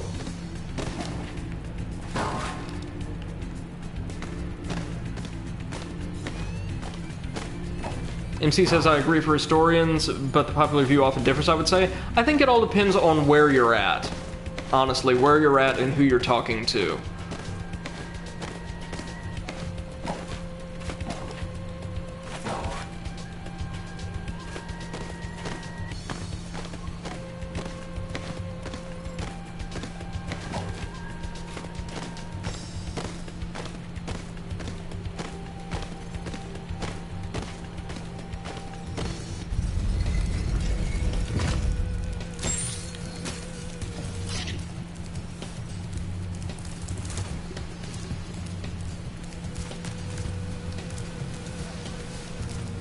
Really do like the little lantern huts. They're very, very cute. The tea lamps are lit. Now I'll tell you the secret of what's in this house. A creepy wizard lives inside but hates the light. He has mini boss. Good. To destroy whoever lights the tea lamps. But they're using me. Cool.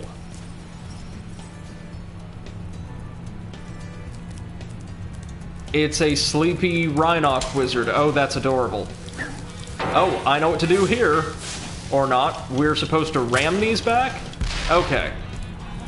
In, one of the boss battles in Spyro 2, I recall, you actually hit the bombs, or the wicked bombs with, flame to knock them back.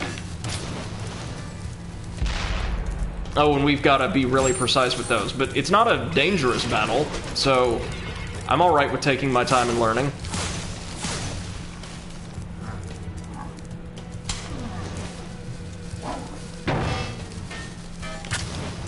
There we go. Got him. Now, how is your attack pattern going to change? Just throwing out more gators and like maybe some bombs that detonate on impact before you throw out the one with the timer? Nope.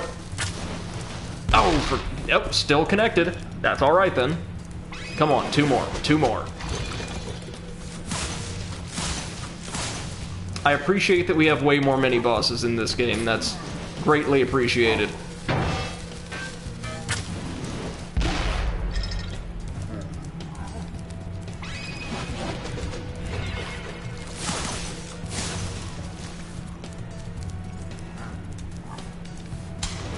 Alright. Pitch it. And line it up. Perfect. We earned the Tucked In for a Long Slumber trophy, as well as another horrible dragon egg. Oh.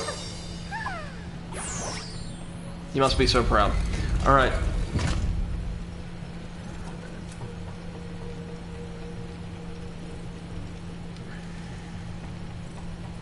Nugget says, I agree with MC. I think historians and people who respect and appreciate history really do want to learn and do better. But I feel like, unfortunately, the general public wants to pretend that we're so much better than we used to be and want to ignore everything else. So they stop trying, basically. Okay, so at least in the US, this is one of those things that really does differ based upon, like, region and, like, socio-political identity and groups and things like that.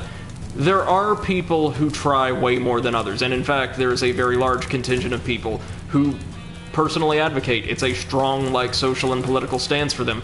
Yeah, we're through with racism and sexism and all that. It's been conquered, thrown in the trash. We're much better now. Not just much better. We don't even want to hear or see or think about any of that stuff now because we're perfectly fine as it is. And yeah, those people are dead ass wrong entirely. And as I understand it, there's similar groups, powerful groups in the UK, in Japan, in a lot of states, really. But very rarely would I believe they comprise the majority or even the plurality of people. There's a lot of people you have to understand who do legitimately try to inform themselves and, like, you know, better themselves and others. And then there's a huge group of people who don't really fall on either side of that fence, and for whom the issues aren't really terribly relevant. Now that's a different type of problem altogether, sure, but it is not the same problem. And MC says also I tend to take the devil's advocate position, keep that in mind. Sure, absolutely. Nugget says I wish they could have kept the Cajun Creole. I'm not sure the difference, to be honest. Oh boy. So I'm not super sure either, so I'm about to say something that could be completely, like, factually incorrect. But I believe Cajun, the shortened form of Acadian, refers to, like, French settlers originally from a region of Canada called Acadia that resettled in certain parts of northern and rural Louisiana. And Creole specifically refers to a distinct, like, I think, French-inspired or French-informed African-American identity that emerged in the same region. I could be totally wrong about that.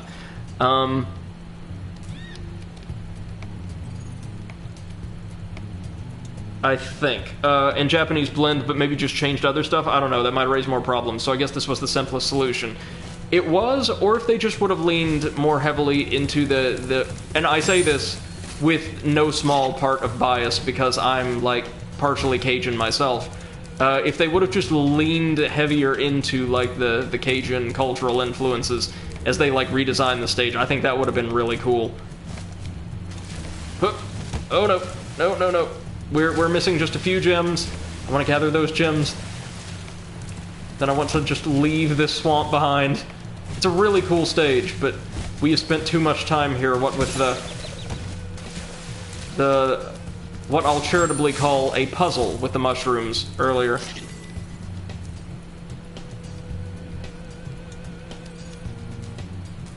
Nugget says, from my understanding, I think Creole is French African, correct? And Cajun is more Virgin Islands Caribbean. No, it's like a French diaspora from Canada that may have migrated to Canada from those regions, I'm not sure. But it's distinctly French. And, like, specifically, like, Canadian French. like almost Quebecois transplanted to northern Louisiana.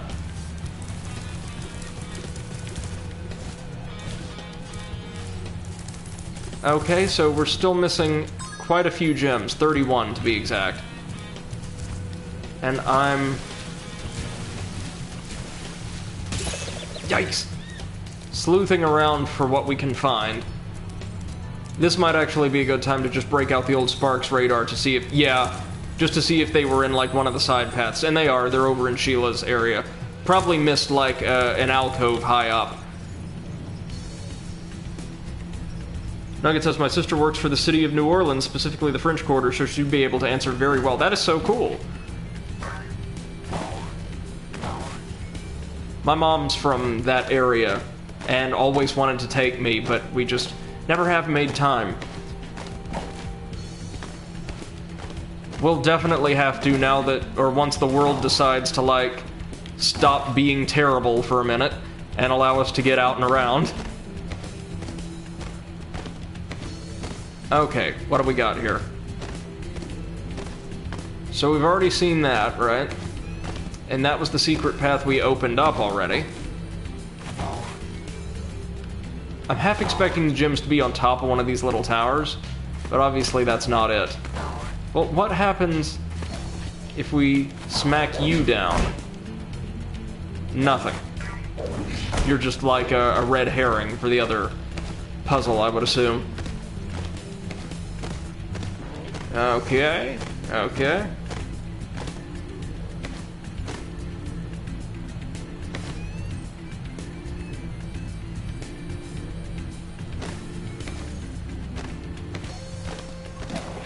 What do we got? Nugget says she oversees historical preservation and restoration projects in the French Quarter and makes sure businesses don't destroy buildings. Oh, that's incredible. Good for her. That's very, very important work. And the kind of thing that she could probably talk with my coworkers about. There we go. In that case, there's another similar wall connotated by one of those little, like, outcroppings, like perfectly flat horizontal outcroppings, over here. Yep. And this one's larger. Here we go. Here's the rest of the gems. Right? No, not all of them. But all but 4? So, like, 2 greens, of course. What do we got?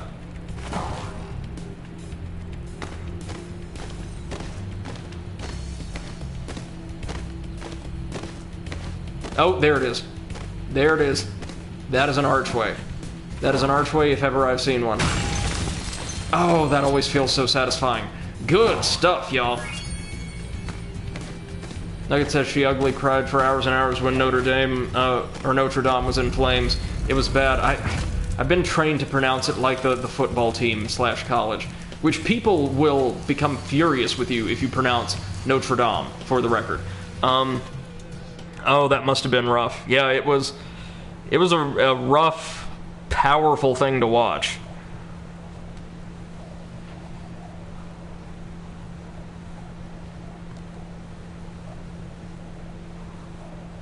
My own work deals more heavily in, like, oral histories, stories, and epistemologies.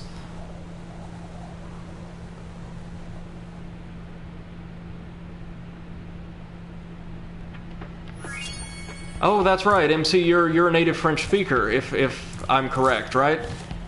I, unfortunately, I'm sorry to say I'm not. I speak English and passable, like, conversational putonghua, Mandarin. Nugget says, I also cried for Notre Dame, and I'm not nearly as passionate about it as my sister is. It was rough to see something like that, you know, be destroyed. Right. I kind of gathered you're not, like, from France, but, like, a native speaker nonetheless. That is so cool. There's so many languages I would like to learn when I actually have a great deal of time and, like, ability to engage extensively with native speakers, but most of them are kind of obscure, at least within the US. Bamboo Terrace, here we go. Nugget says, for real? Yeah, that's so cool. I wanted to teach myself Mandarin, but as I learned more about Japanese, I decided to switch to it. At least on paper, I'm like conversationally fluent, but I can tell you for a fact I'm so rusty. That's not really true. I can read, write a little bit, and really understand spoken Mandarin more proficiently than I can speak it, like, from memory. Oh, lovely. Here we've got, a very directly, like, Chinese-inspired level. I'm going to enjoy this quite a bit. Nugget says Bamboo Terrace is different from Fireworks Factory. Bamboo Terrace is Chinese. Fireworks Factory is Japanese. Well, this is probably going to be my favorite stage in the game. Spyro, Rhinox have been harassing us all day. The workers haven't been able to harvest the bamboo needed for the whirligig to take you to Evening Lake. We've tried asking them to leave, but there's no reasoning with them. Okay, so we've got... Oh, this is so beautiful. And the music is fantastic, of course. I'm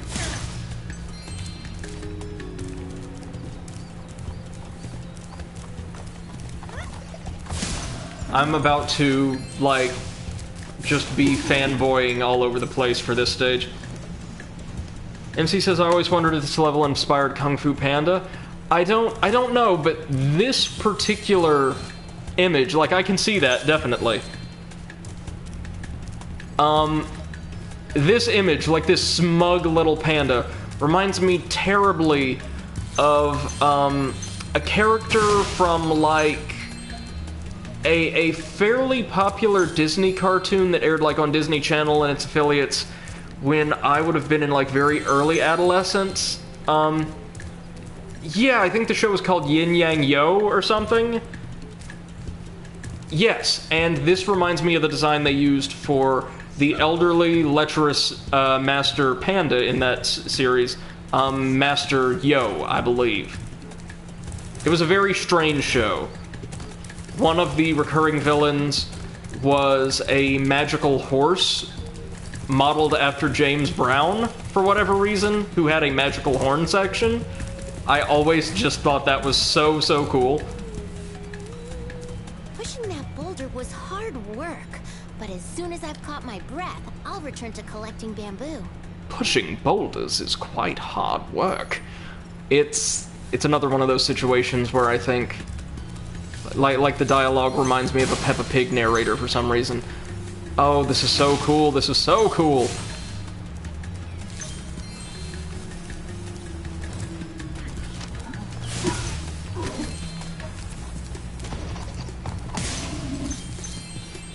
It's like kind of a mishmash of like the theme park version of Imperial China, but it's, well, like medieval China specifically, but it's so cool. Nugget says we're just a bunch of weebs here. Really, and MC says, Kung Fu Panda's a fun movie trilogy. I've seen the first, and I remember thinking, like, when I first saw it as a younger person, it was, like, really well done for what it was. I think it was Jack Black played the lead. He's great as always. But I don't recall ever seeing the others. I did see a bit of the television series it inspired, and I remember thinking that was, you know, okay.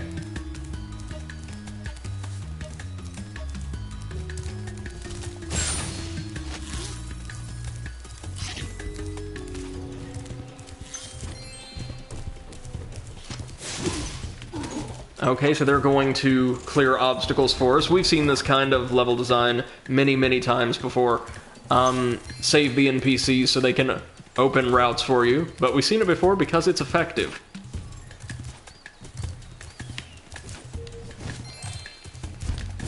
It's a shame that, like, George Wood didn't review either Spyro 2 or 3 as far as I'm aware, because he would have had some hilarious things to say about the mechanics introduced in the later games, given his unique take on the first one.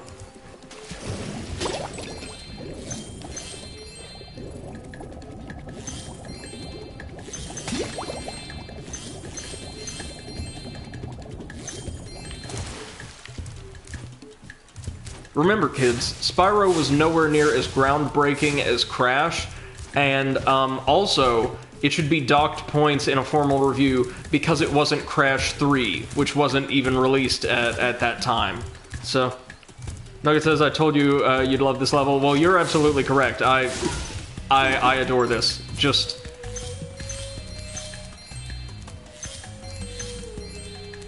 the color palette's so vibrant. And you've got what I think is like either a zither or an arhu being played as part of the soundtrack.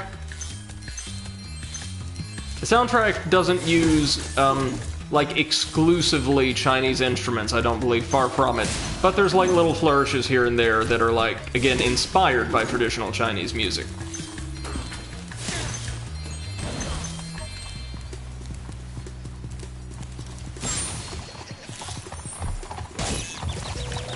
Nugget says, honestly thinking about it, I don't think Fireworks Factory is nearly as bad as Spooky Swamp in terms of potentially offensive stuff. I guess we could talk about it when we get there. Yeah, sure. I love dissecting, like, game design in any context, so the opportunity to use some of my very limited knowledge of the, like, scholarship on historical memory and presentation would be really interesting. I'm sure there's probably a skill point for burning all of the little, like, severed bamboo stalks, but oh, this is one of the Yeti's stages, isn't it? Well, we'll have to come back for that.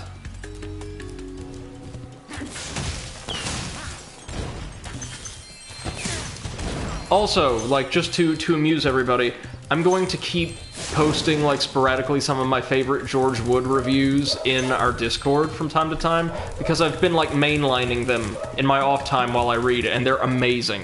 There's one for Buster Brothers, like, just a standard arcade game that uses I shall activate it right away. various like classical art pieces as backgrounds for different stages for whatever reason. And at one point, like, this is a serious criticism he offers. I'm going to try to recreate this in his voice as best I can. Being the silly people that we are, we were kind of hoping to see mannequin piss in the background. Well, regardless, no amount of urine would ever make you want to buy this game. And there's several things we can unpack in that short passage. First of all, he really wants, like the presentation of a peeing statue that would, like, elevate the game in his eyes. Like, make it empirically a better game, fair enough. But also, there is a certain amount of urine that makes games better. I think George told us a whole lot more about himself than he intended to in that, like, short little 90-second review. Oh god, we've got an egg thief. Back here. Back.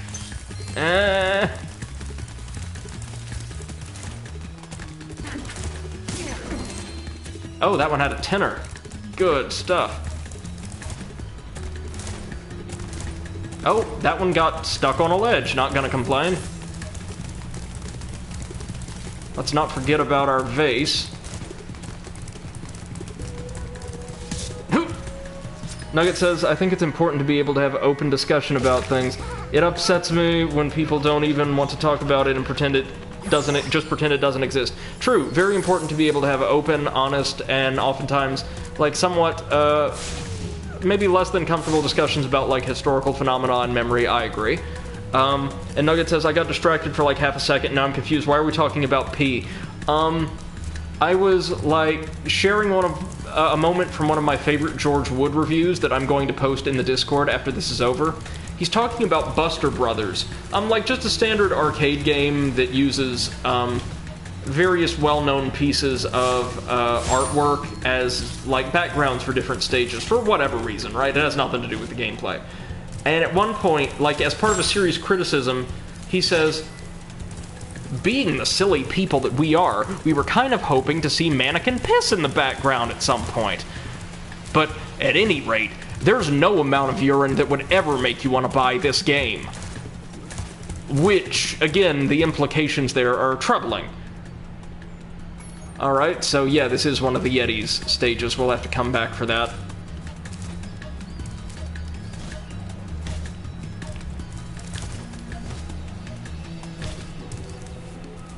Like, it's just a very strange video game review, much like George's review of Spyro was.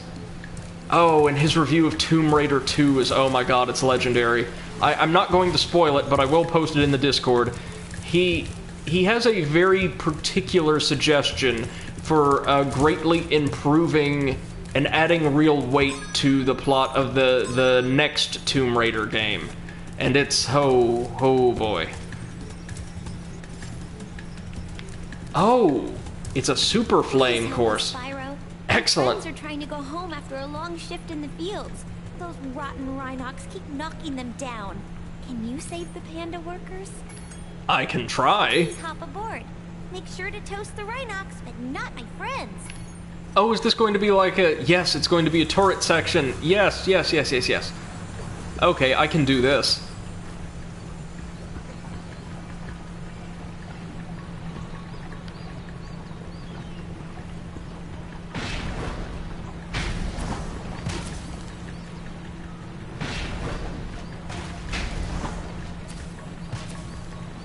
Good stuff. These first ones aren't bad at all, thankfully. Something... Oh, did I accidentally hit a panda? Sure. My Please bad. help us. Please hop aboard. Make sure to toast MC the says if you can't Rhinox, talk about a not subject, you can't be friends. corrected about it, and you can't correct it. That's quite correct. No pun intended. Something that, like, a lot of professors will, like, stress to their students, especially before really difficult discussions.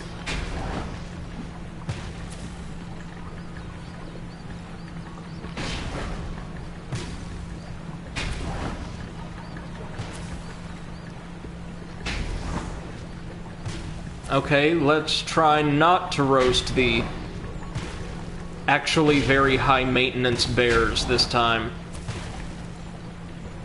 Did you know, in real life, pandas are like the bane of every zookeeper's existence? They're so incredibly lazy and kind of generally fussy that, like, and obviously since they are so endangered. Oh, what is this? So zookeepers have to kind of, like, constantly mind them, and with kid gloves. And it becomes like a source of, like, endless consternation for them. We've got, like, Rhinoc Parasol paratroopers now. That's interesting. One more? One more set? Yep. Please take the shiny egg. It will bring you good luck. Sure, thank you. No gems over here, but that's because there's gonna be a ton of them in the Yeti stage, I'm sure. But, since all we have left now, properly, is the Yeti stage... Nice. We're going to have to head on to the third world proper, or technically our second boss fight, which thankfully I've heard was, despite being incredibly difficult in the original release, nerfed considerably in this one.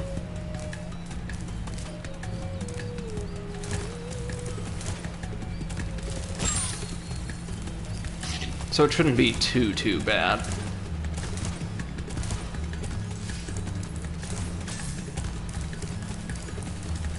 Oh wait, let's get our mystery vase first.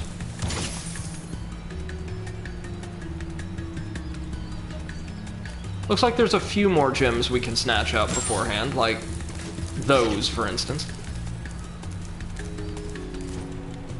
Whoops.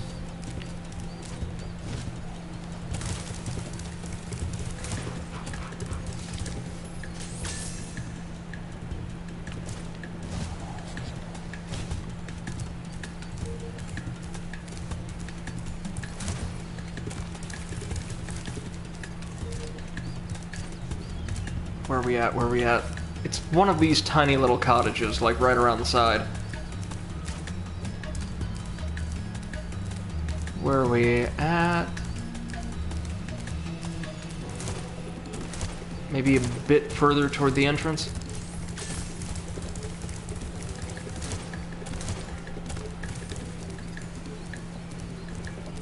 Not here. No.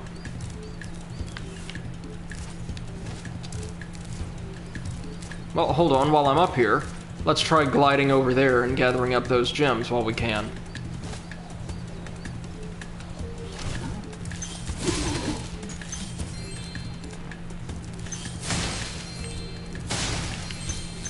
And again, I'm sorry I can't exactly follow the conversation in chat very closely, because I'm trying to figure out what exactly is going on here, but it's a productive conversation, I would say, and I commend you both for participating in it.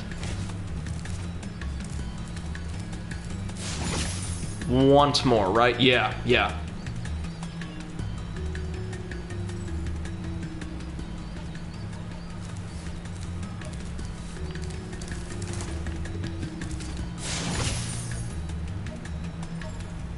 Oh, this one's tricky. It's also the first question mark face we've seen in this stage, or not this stage. I'm sorry. This game. Could be wrong. Oh, this payout better be good. And indeed it is. Thank you. We have earned the Bottled Curiosity Trophy, and have just over half, basically, of the gems in this stage. Which is fine by me, since so many of the remainder are going to be locked off behind Bentley the Yeti's stage.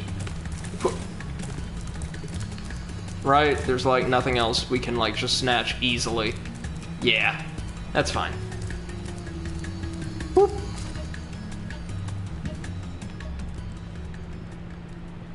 Real quick, hold on, while we're waiting for something to load, I'm going to pull something up really quickly, so I can post in the Discord.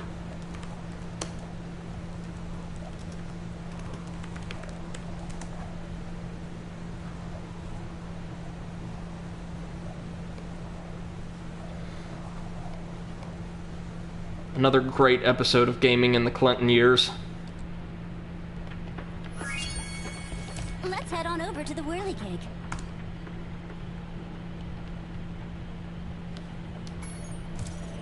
Sure, in time. Give it time, little NPCs. I'm doing very important work. And then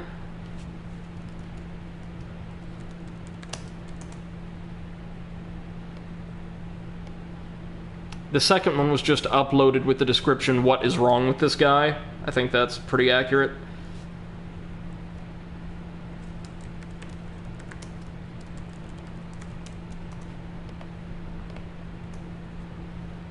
There we are.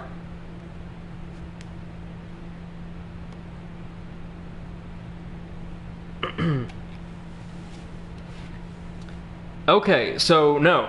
Nugget actually has a really, really good point here, and I'm going to use an example from my own experience teaching to demonstrate this. Nugget's saying, like, sometimes somebody needs to see the real consequences of things on real human beings in order to understand the issue.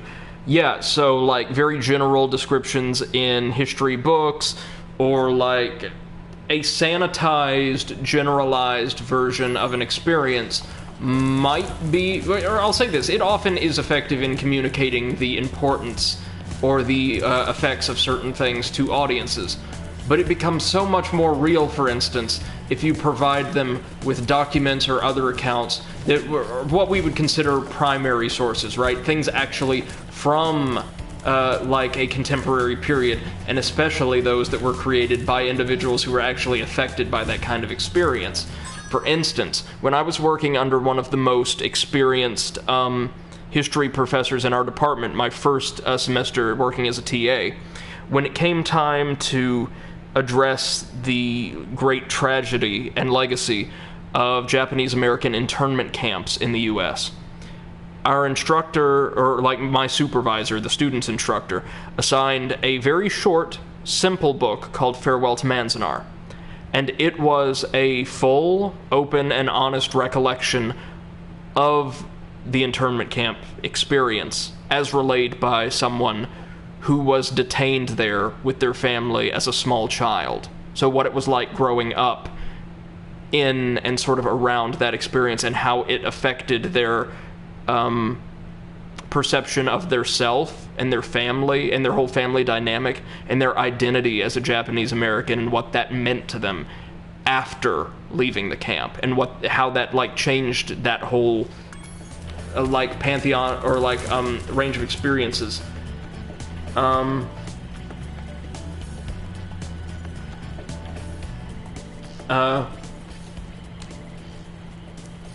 Like so easily, or no, how it affected them so profusely, and so immediately. Why did I jump back in the bayou?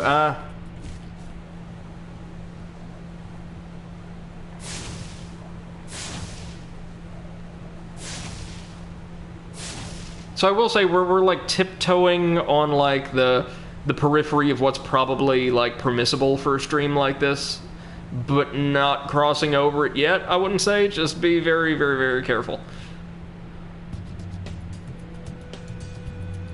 Much as I love the soundtrack, no, we're out. Yes, I know we completed it. That's why I spent so much time chasing down those damn eggs in the mushroom minigame.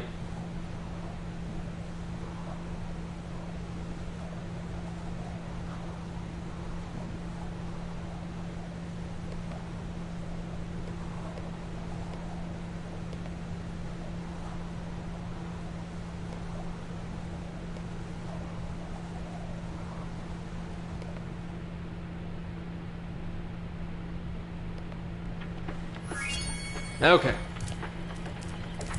Let's do this thing. Well, if you'll give me one moment to make sure I've got something. Hold on, be right back. Then we'll take on the second boss. But yes, Nugget, what you're talking about, like using that particular source as an example for, is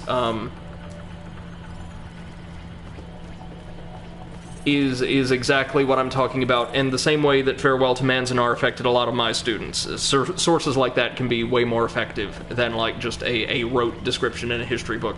Damn, I wish Hannah was here. She'd be perfect for this. She works, or has worked specifically on like remembrance of like very sensitive or traumatic topics. Oh god, she's like training to be a curator. Oh, she'd be perfect for this. Sorry, be right back. And I do mean right back.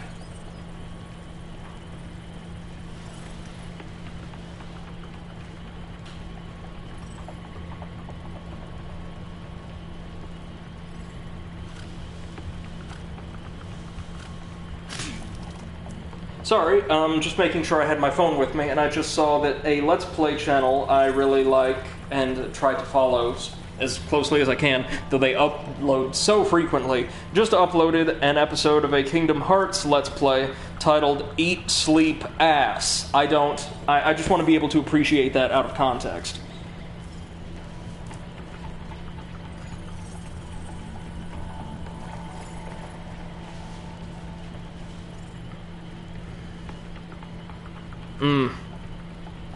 Yeah, I can understand your perspective there, Nugget, and yours as well, MC. History's one of those things that people aren't really... Okay, so a lot of them are given such perfunctory, like... What's a good way of putting it? They're given a very passing historical education intended to primarily... like just tick a box, right? Like it's not something a lot of educators or administrators specifically are invested in, and that's a big, big problem. So oftentimes the type of appreciation for an understanding of really complex or difficult experiences isn't cultivated in students because, well, unfortunately, at the administrative level, the idea is, well, what does it really matter, right? But Nugget has it absolutely right. I personally grew up with in a family where history, and especially like removed from like just the heavy stuff, right? That was important as well, but where all of the fluidity and the cool stories, sometimes the interesting trivia you could find buried in the past, was emphasized as being really important. But I was also then, due largely to the fact that I was diagnosed with type 1 diabetes just before I was supposed to start school, homeschooled straight through K-12, and if you know much about the kind of homeschool curricula available in the US, you know most of them are absolute ass, especially when it comes to history, because they're informed by really fringe or conservative like political and social rhetoric. So the history textbooks I had access to were hot garbage, whereas like the historical discourse I was presented in my family, which for the record is neither ultra politically or socially conservative, quite the opposite, was just the opposite, encouraging me to be inquisitive and like want to learn and seek answers out. And yeah, we were both homeschooled, both Nugget and I. But I was always super curious, so like especially when I had access to better materials and mentors and things like that, which my family encouraged me to seek out, I was all about, yeah, let's find out what's out there in the world. And I also really, really loved, I've always loved like world cultures and linguistics and things like that because I'm a nerd. Of course, I think we all are, right? And can wear that label with pride. And MC says, I was partially homeschooled because of being ill when going to school. Oh, I'm sorry to hear that. It's rough, it really is. And Nugget says, yeah, we had very similar curricula. They were garbage. I can find and post funny excerpts from my textbooks I had as a kid later if you'd like, but real quick, I'm sorry, give me one more moment. Speaking of diabetes, my phone just buzzed and told me I probably need a snack. My fun little implant is telling me. So sorry kids, 1 minute, then I swear we'll take on this boss and explore the next hub world before calling it. Ugh.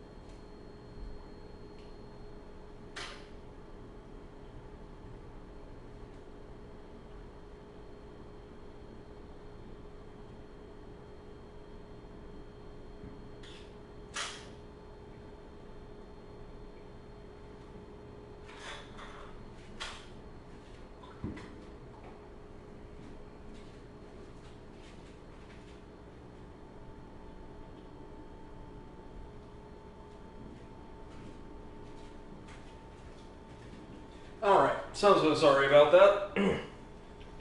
Diabetes can be fun sometimes. Ugh.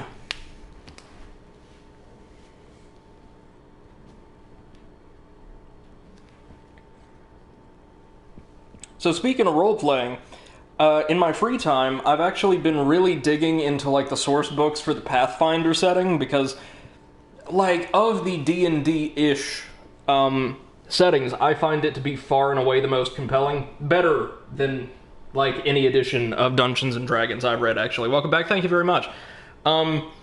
Because, like, the cosmology and, like, particularly the outer planes and deities are so much more thoroughly realized. Kingmaker's a really weird game. One I wish I could endorse more potently. There is a sequel. Well, not a sequel, but like a successor title in the same universe, coming from the same dev team, that I would really, really be interested in playing once it's finally released. But I've got to finish Kingmaker at some point, but man, it's just such a friggin' slog. I typically like my CRPGs tighter and denser. Like, take all that content, put it on a smaller map, and all that. Oh, and MC says I played on a Pathfinder pirate campaign. Oh, that sounds interesting. I remember fondly sneaking up on an enemy ship with our ship. Was there, like, a lot of Besmara worship and, like, dealings with the unique, like, superstition-influenced faith of pirates in this? Because that's always been a very fascinating, topic to me. Like, sort of the... Oh, and MC says sneak attack with boats. That is pretty great. Okay, so we've got a different vehicle to take to the next world. No.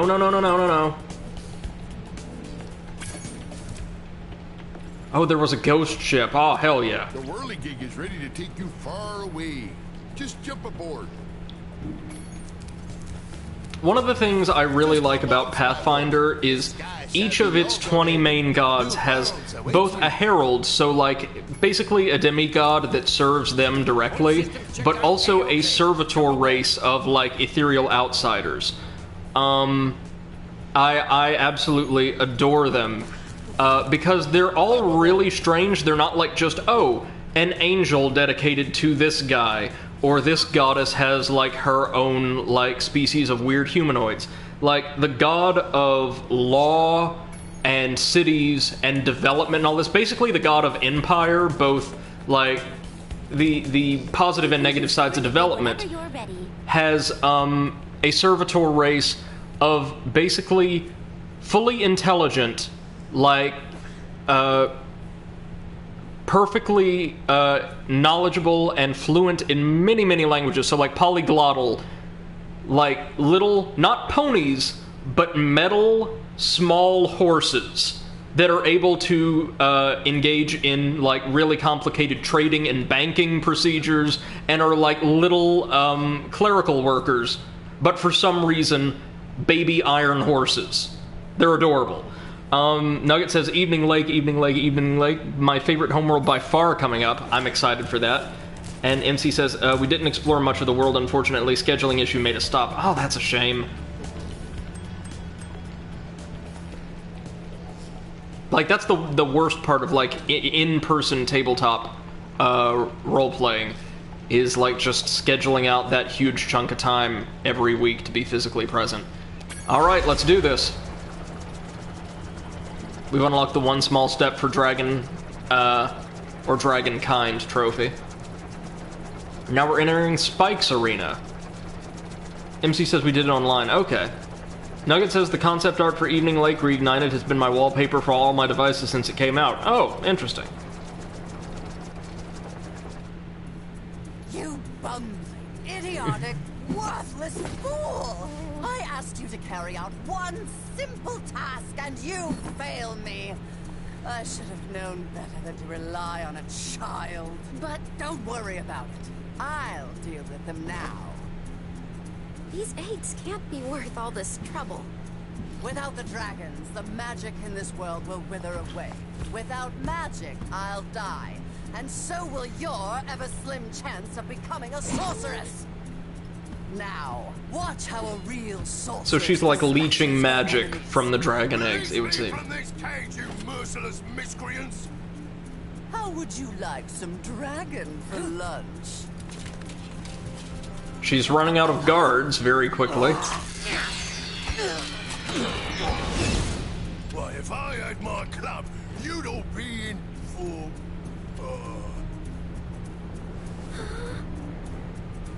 Whoa.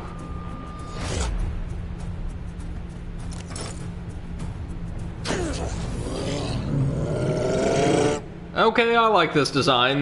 The boss designs for this game are way more inspired. Still not like, you know, top-notch in terms of creativity, but way more inspired than those for Spyro 2.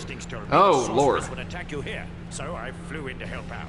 It seems my rocket launchers don't affect this creature, but I can assist you by dropping ammunition. Now get in there and fight the good fight. I'm trying to pin down, like, Sergeant Bird's accent. Like, they're going for, like, a basic, I think, like, sort of received pronunciation, and I just think the voice actor isn't nailing it on the head. So as a result, it sounds at times more like stereotypically Australian, I think? Yeah, no, Nugget says Royal Air Force. I know that, but, like, yeah, it's an attempt at RP that doesn't quite hit it on the nose. Okay, so this bit's gonna be easy enough once I aim properly.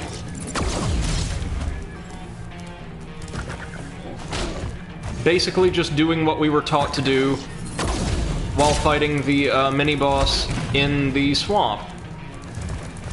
So making use of, like, mechanics and lessons that the players already learned. That's good. Oh! Yikes.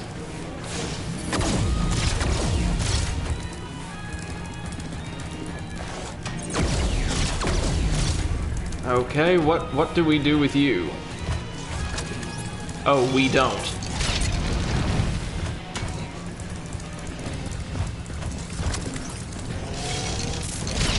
Oh, yikes, what? Okay, can I hit these? Oh, I can! Okay, typically Spikes tells me Spikes say stay away, right? But not now. Okay, phase 3, chicken.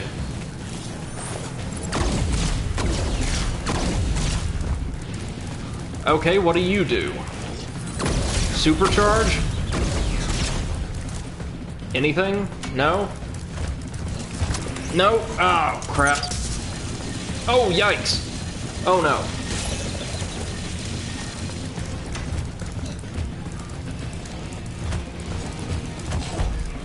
Huh.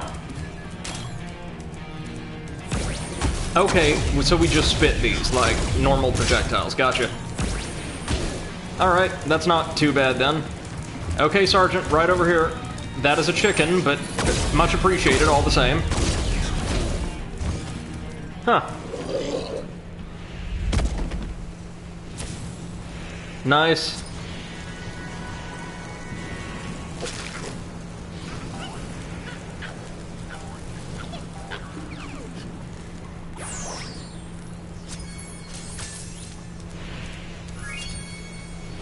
Bungo Stray Dogs? Haven't watched anime in a while, aside from, of all things, the, I'm working my way through all of the Yu-Gi-Oh! Series slowly but surely, because they're such mindless, creative fun. Like, are they good? Yeah, sporadically. But are they fun? Yeah, always. Always a good time. Nugget says the original Spike battle is actually very different, and how it played it was a lot more difficult. Yeah, I would imagine so, because I just played like trash and got that on my first try. I should have died there, I really should have. It was fun though, a lot of fun. And Nugget says this boss battle is oddly like Ripto's. Yeah, kind of. And we'll get to meet Bentley in the next world. He has my favorite personality of the playable characters.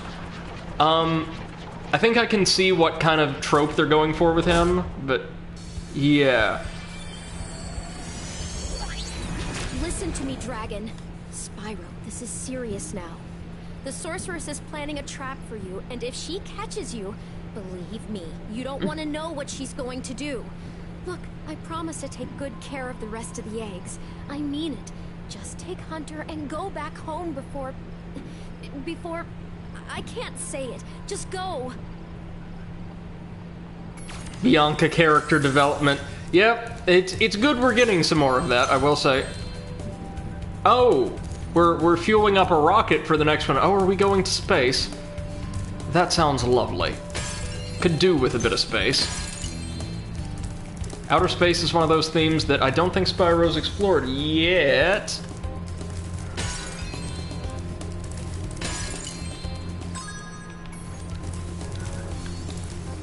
Oh yeah, no, I can definitely see what you mean, Nugget. This is very beautiful. I particularly like the auroras in the distance.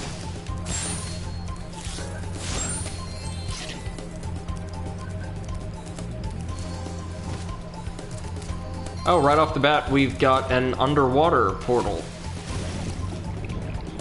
Fittingly. Frozen altars. So, sort of an icy Mesoamerican theme stage? That's gonna be interesting. Like, that entrance portal is clearly a ziggurat. The Lost Fleet. I think I remember that one from one of your streams.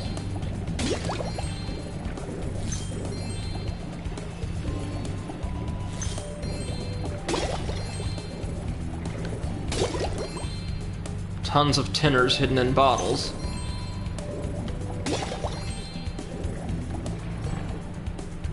And a giant whale we're probably gonna need to do something with or to later. Nugget says you should go ahead and unlock Bentley so you can hear his personality. He's nothing like the trope you heard earlier in the cutscene. His dialogue in the cutscene isn't canon, it wasn't present in the original. Yeah, no, I think I remember him slightly from one of your streams too. He's like extremely well-spoken and like verbose, right? He's basically Beast from the X-Men.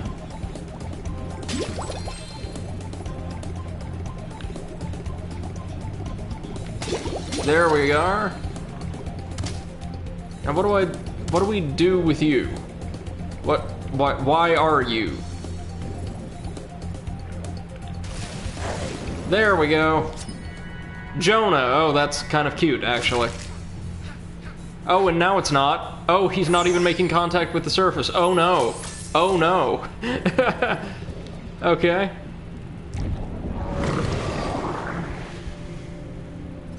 He looks oddly proud at having just spit us back up.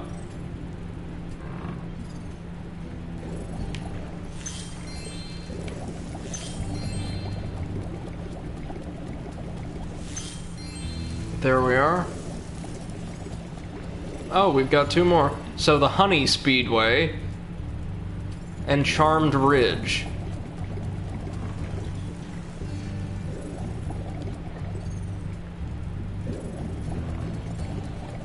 Oh, and we've got, like, Superflight up there. Looking forward to seeing what the Honey Speedway's like. I typically like Hive-based stages. Well, I say that. Wait till we get to that particular DLC. If I ever stream Hollow Knight, I might change my tune then. Nugget says Charmed Ridge is literally a love letter, or is directly a love letter to the Magic Crafter sets of levels from Spyro 1. Yeah. And MC says behave. Oh, there will be bee puns. Also, plenty of good opportunities for bee puns if I ever play Cuphead. Oh, that'd be fun. I actually really like that game. And I'm apparently half decent at it, believe it or not.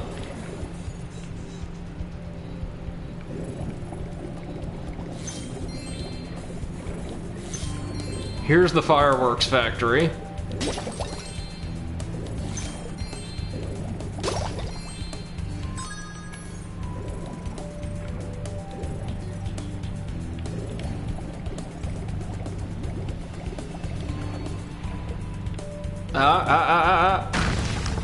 There we go. Always look for the cracked, glowing textures. Did a great job of telegraphing those in this game. Nugget says, Honey Speedway is difficult. Bentley time, I'm so excited.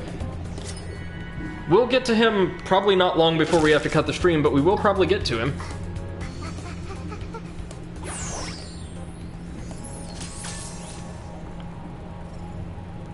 Can we...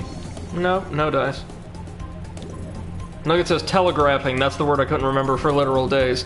It's one of my favorite words when it comes to describing mechanics, but I think that's largely because I tended to watch a lot of boss fight videos when I was, well, or I do, whenever I'm interested in, like, game design and or analysis.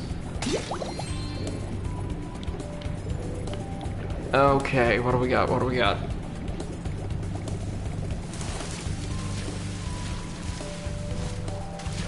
Oh boy, I can already hear the fireworks all through the neighborhood.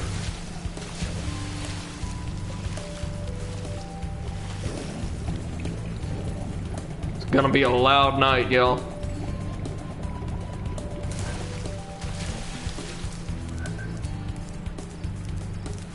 So we're gonna want to climb in there.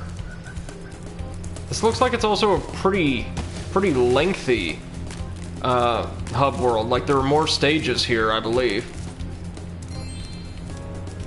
Here's the Sparks level for much later.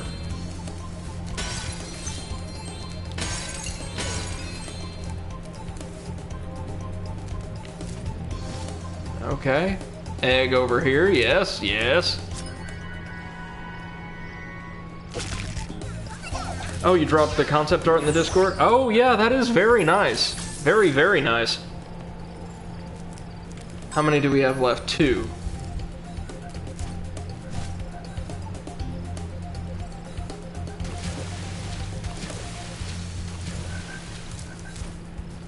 Nugget says, also you could go back and do the Sparks levels in the first 2 homeworlds anytime you like now.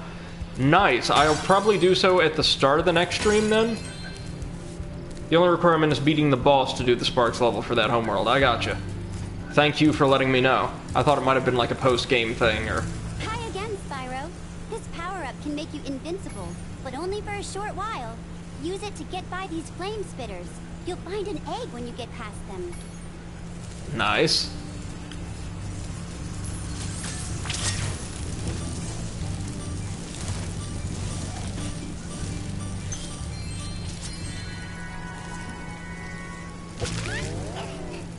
Oh, Nugget says it's best to do it as soon as possible, too, because Sparks gives you the rewards. Remember when I said he gives you rewards? Oh, right. Okay, so we might actually try one of those to cap off tonight's stream, then, just to see what we get. Ooh. That's what I like to see.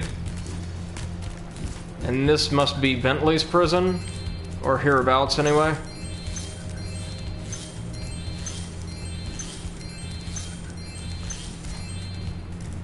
NC says, good idea. And Nugget says, you've technically been playing the game at a disadvantage since you haven't gotten its rewards. Well, see, kids, I'm just that good, then. As if it was ever in doubt. Alright. So we've got all of the eggs here, which is a net positive.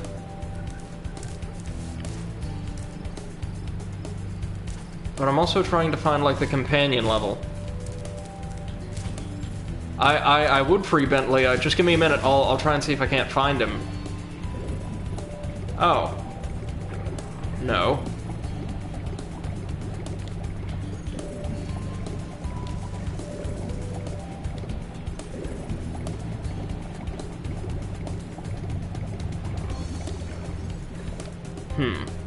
Sorry, give me just a minute. We'll find him.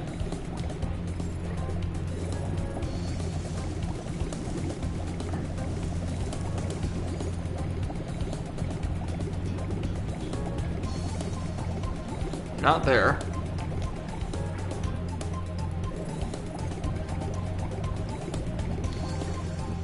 Nugget says you literally swam past it like 6 times earlier, but had your camera pointed the wrong way. Yeah, that happens frequently. Okay. Let's see. There's the altars. Not there. Somewhere around the castle, probably. Not Lost Fleet. Well, look, I don't know these games, at all, so... Totally honest mistake on this part.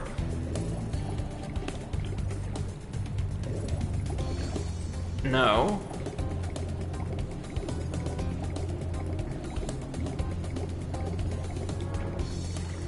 It was right on my screen. Okay, okay. What are we... Well, it's not in here, because there was an egg there.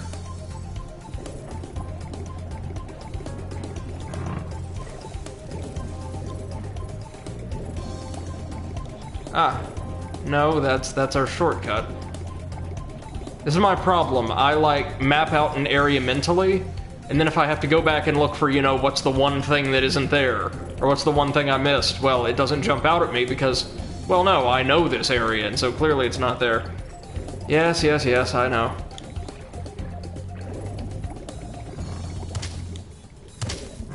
Oh, hell. No, no, no, no, no. Oh, God's sake.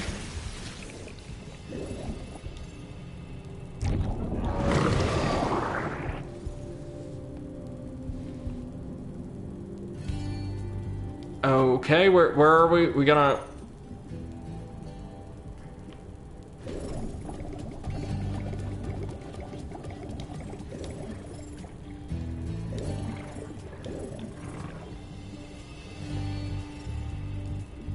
Well, I honestly have no idea where the hell this thing is supposed to be.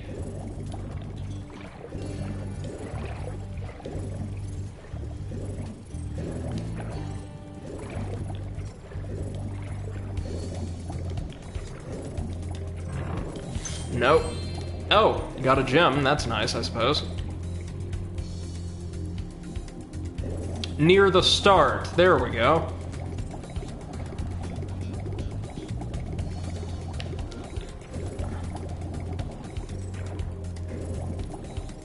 Oh, it's this friggin' thing, is it? That's a well. Or like a... Okay. There we go.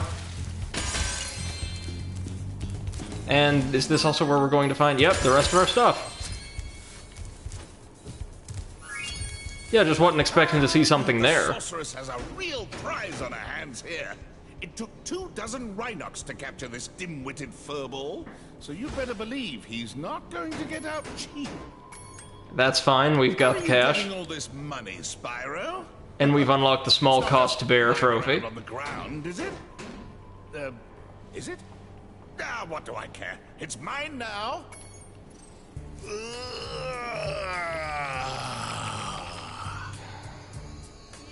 The first rejuvenating breath of freedom. With the humility of a wounded sparrow, I genuflect to my noble deliverer.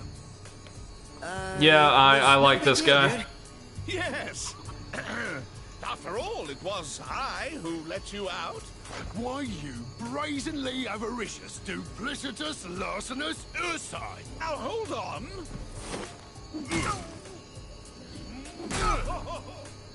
One more, perhaps?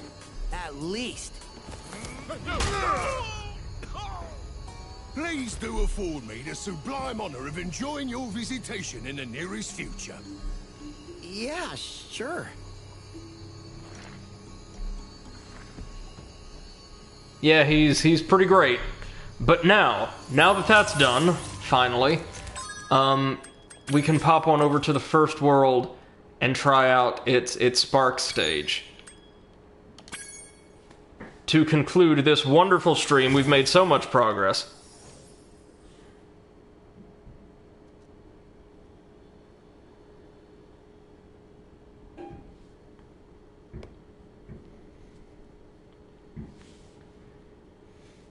Nugget says, Bentley is my real dad, along with... Let's see now, what else do we have? We have Jormungandr, we have Moneybags, we have, I think, just the birds or Rhinox, one or the other, collectively. That's a whole lot of dads. Alright, let's do this.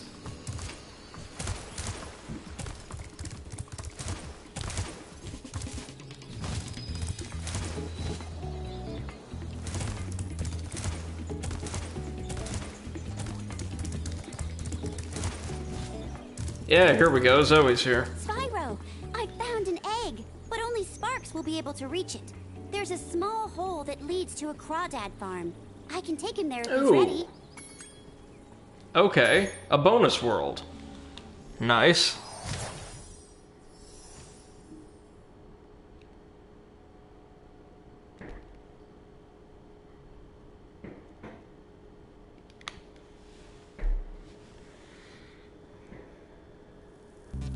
Sparks. Before you take on those nasty crawdads, I should give you some help. To start, let's practice shooting. Okay, nice. Sparks gets his own gameplay style. I'm all about that, and it's not just like standard flying. Oh, it's a top-down shooter. Are you kidding me? Oh, that's lovely. Now, looks like he can really only in practice fire more or less in the cardinal directions. You can also move quickly by pressing the charge button, like Spyro. Use your charge to chase down this fast enemy. Okay. Oh, man, this is sick. Now for the hard part. Being a maneuverable dragonfly, you can also strafe in any direction. To strafe... Nugget says, nope, there are strafe buttons. Oh, no. I meant, like, the different directions Sparks could actually face. Like, there's not... If there is 360-degree, like, rotation, it's kind of, in practice, like, when you're firing. It's a little stiff, but that's fine. Especially if we can do this.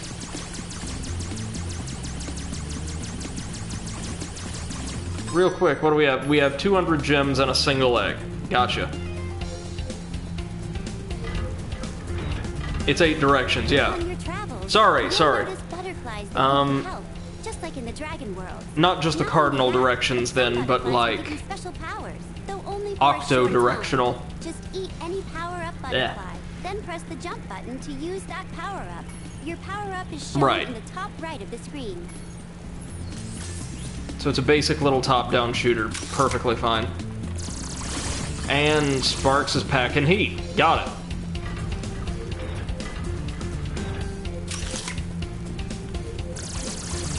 I kind of like this. This feels very satisfying, actually. Looks like you're ready, Sparks. If you need any more guidance, just choose the controls option from the pause menu. Oh, this is gonna be so much fun.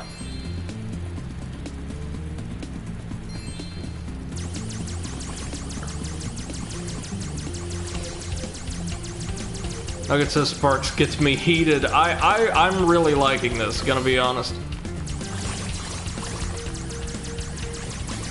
Even Sparks gets in on the murder. And he might actually be more efficient at it than anybody else so far. Good night.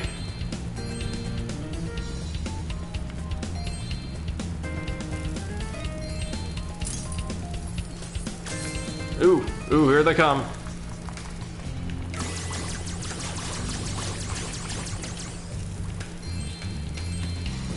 There's a great crawfish generator.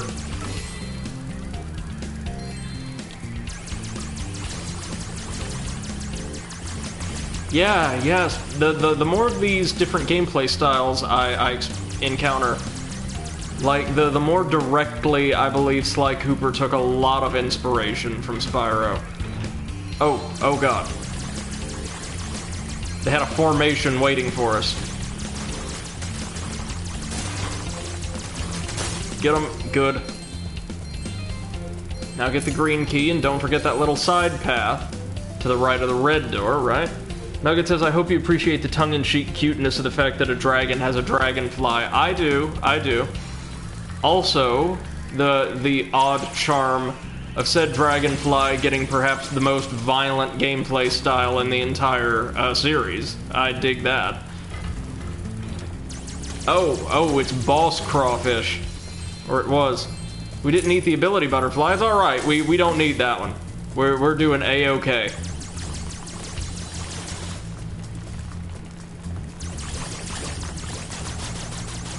Yeah, we can't lower that shield just by battering it, I don't think. Yellow, and then we'll hit the blue path.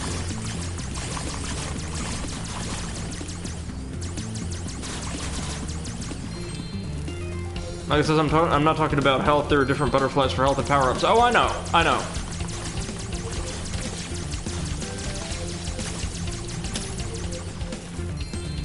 Sparks' default blaster seems just fine for my taste, though.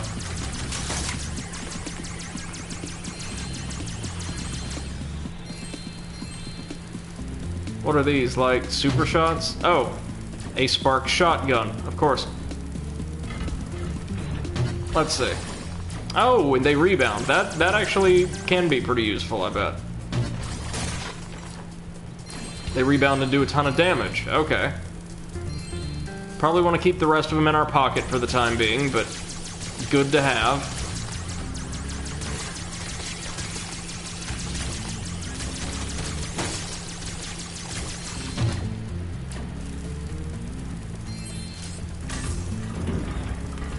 Oh, here's where we're going to want to use these. Oh, look at those eyes.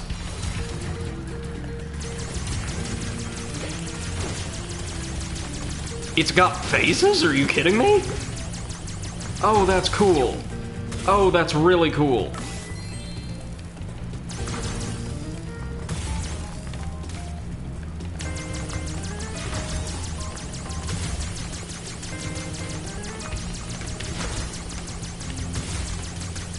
Nice and easy.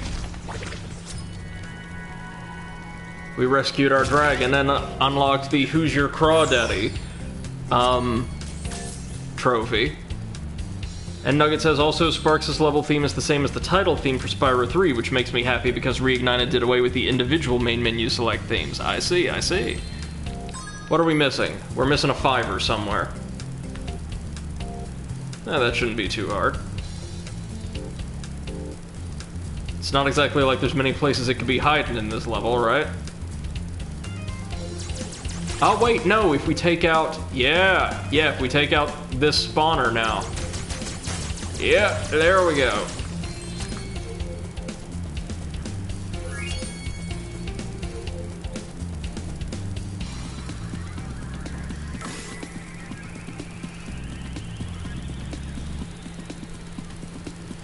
Yeah, that was a lot of fun, guys. A very nice change of pace.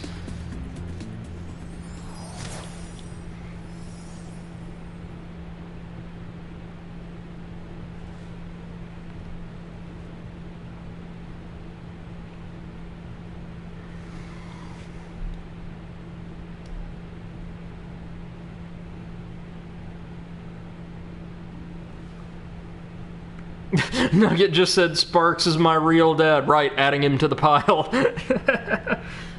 Now what do we get? Sparks, you've beaten the Crawdad King and found the lost egg. Not only that, Crawdad King. The dragon magic seems to have rubbed off on you. Now you can pick up gems when they're even further away from Spyro. Oh, that's really nice. Good. Good. Cool.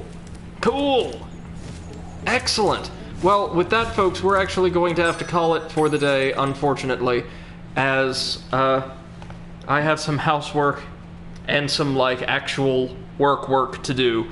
But really quickly, I want to thank each and every one of you, whether you've been present in chat or just hanging back in the audience today, whether you dropped in for a minute or an hour or stayed for the whole duration. Thank you all so much for dropping by and sharing yourselves and your time with us this evening. It's been a real pleasure, and I hope you'll join me tomorrow at 6 p.m. as we delve a little bit deeper into the world of Spyro 3. Will we make it past an entire new world? I certainly hope so. We'll talk to you then. Thank you all. Yeah, only 49%. There's a lot in this game. A lot more than was in the first two, which is nice. It's really nice to see. But we'll jack that number up a bit tomorrow. Thank you all so much. We'll see you tomorrow evening. Take care, one and all. Bye-bye.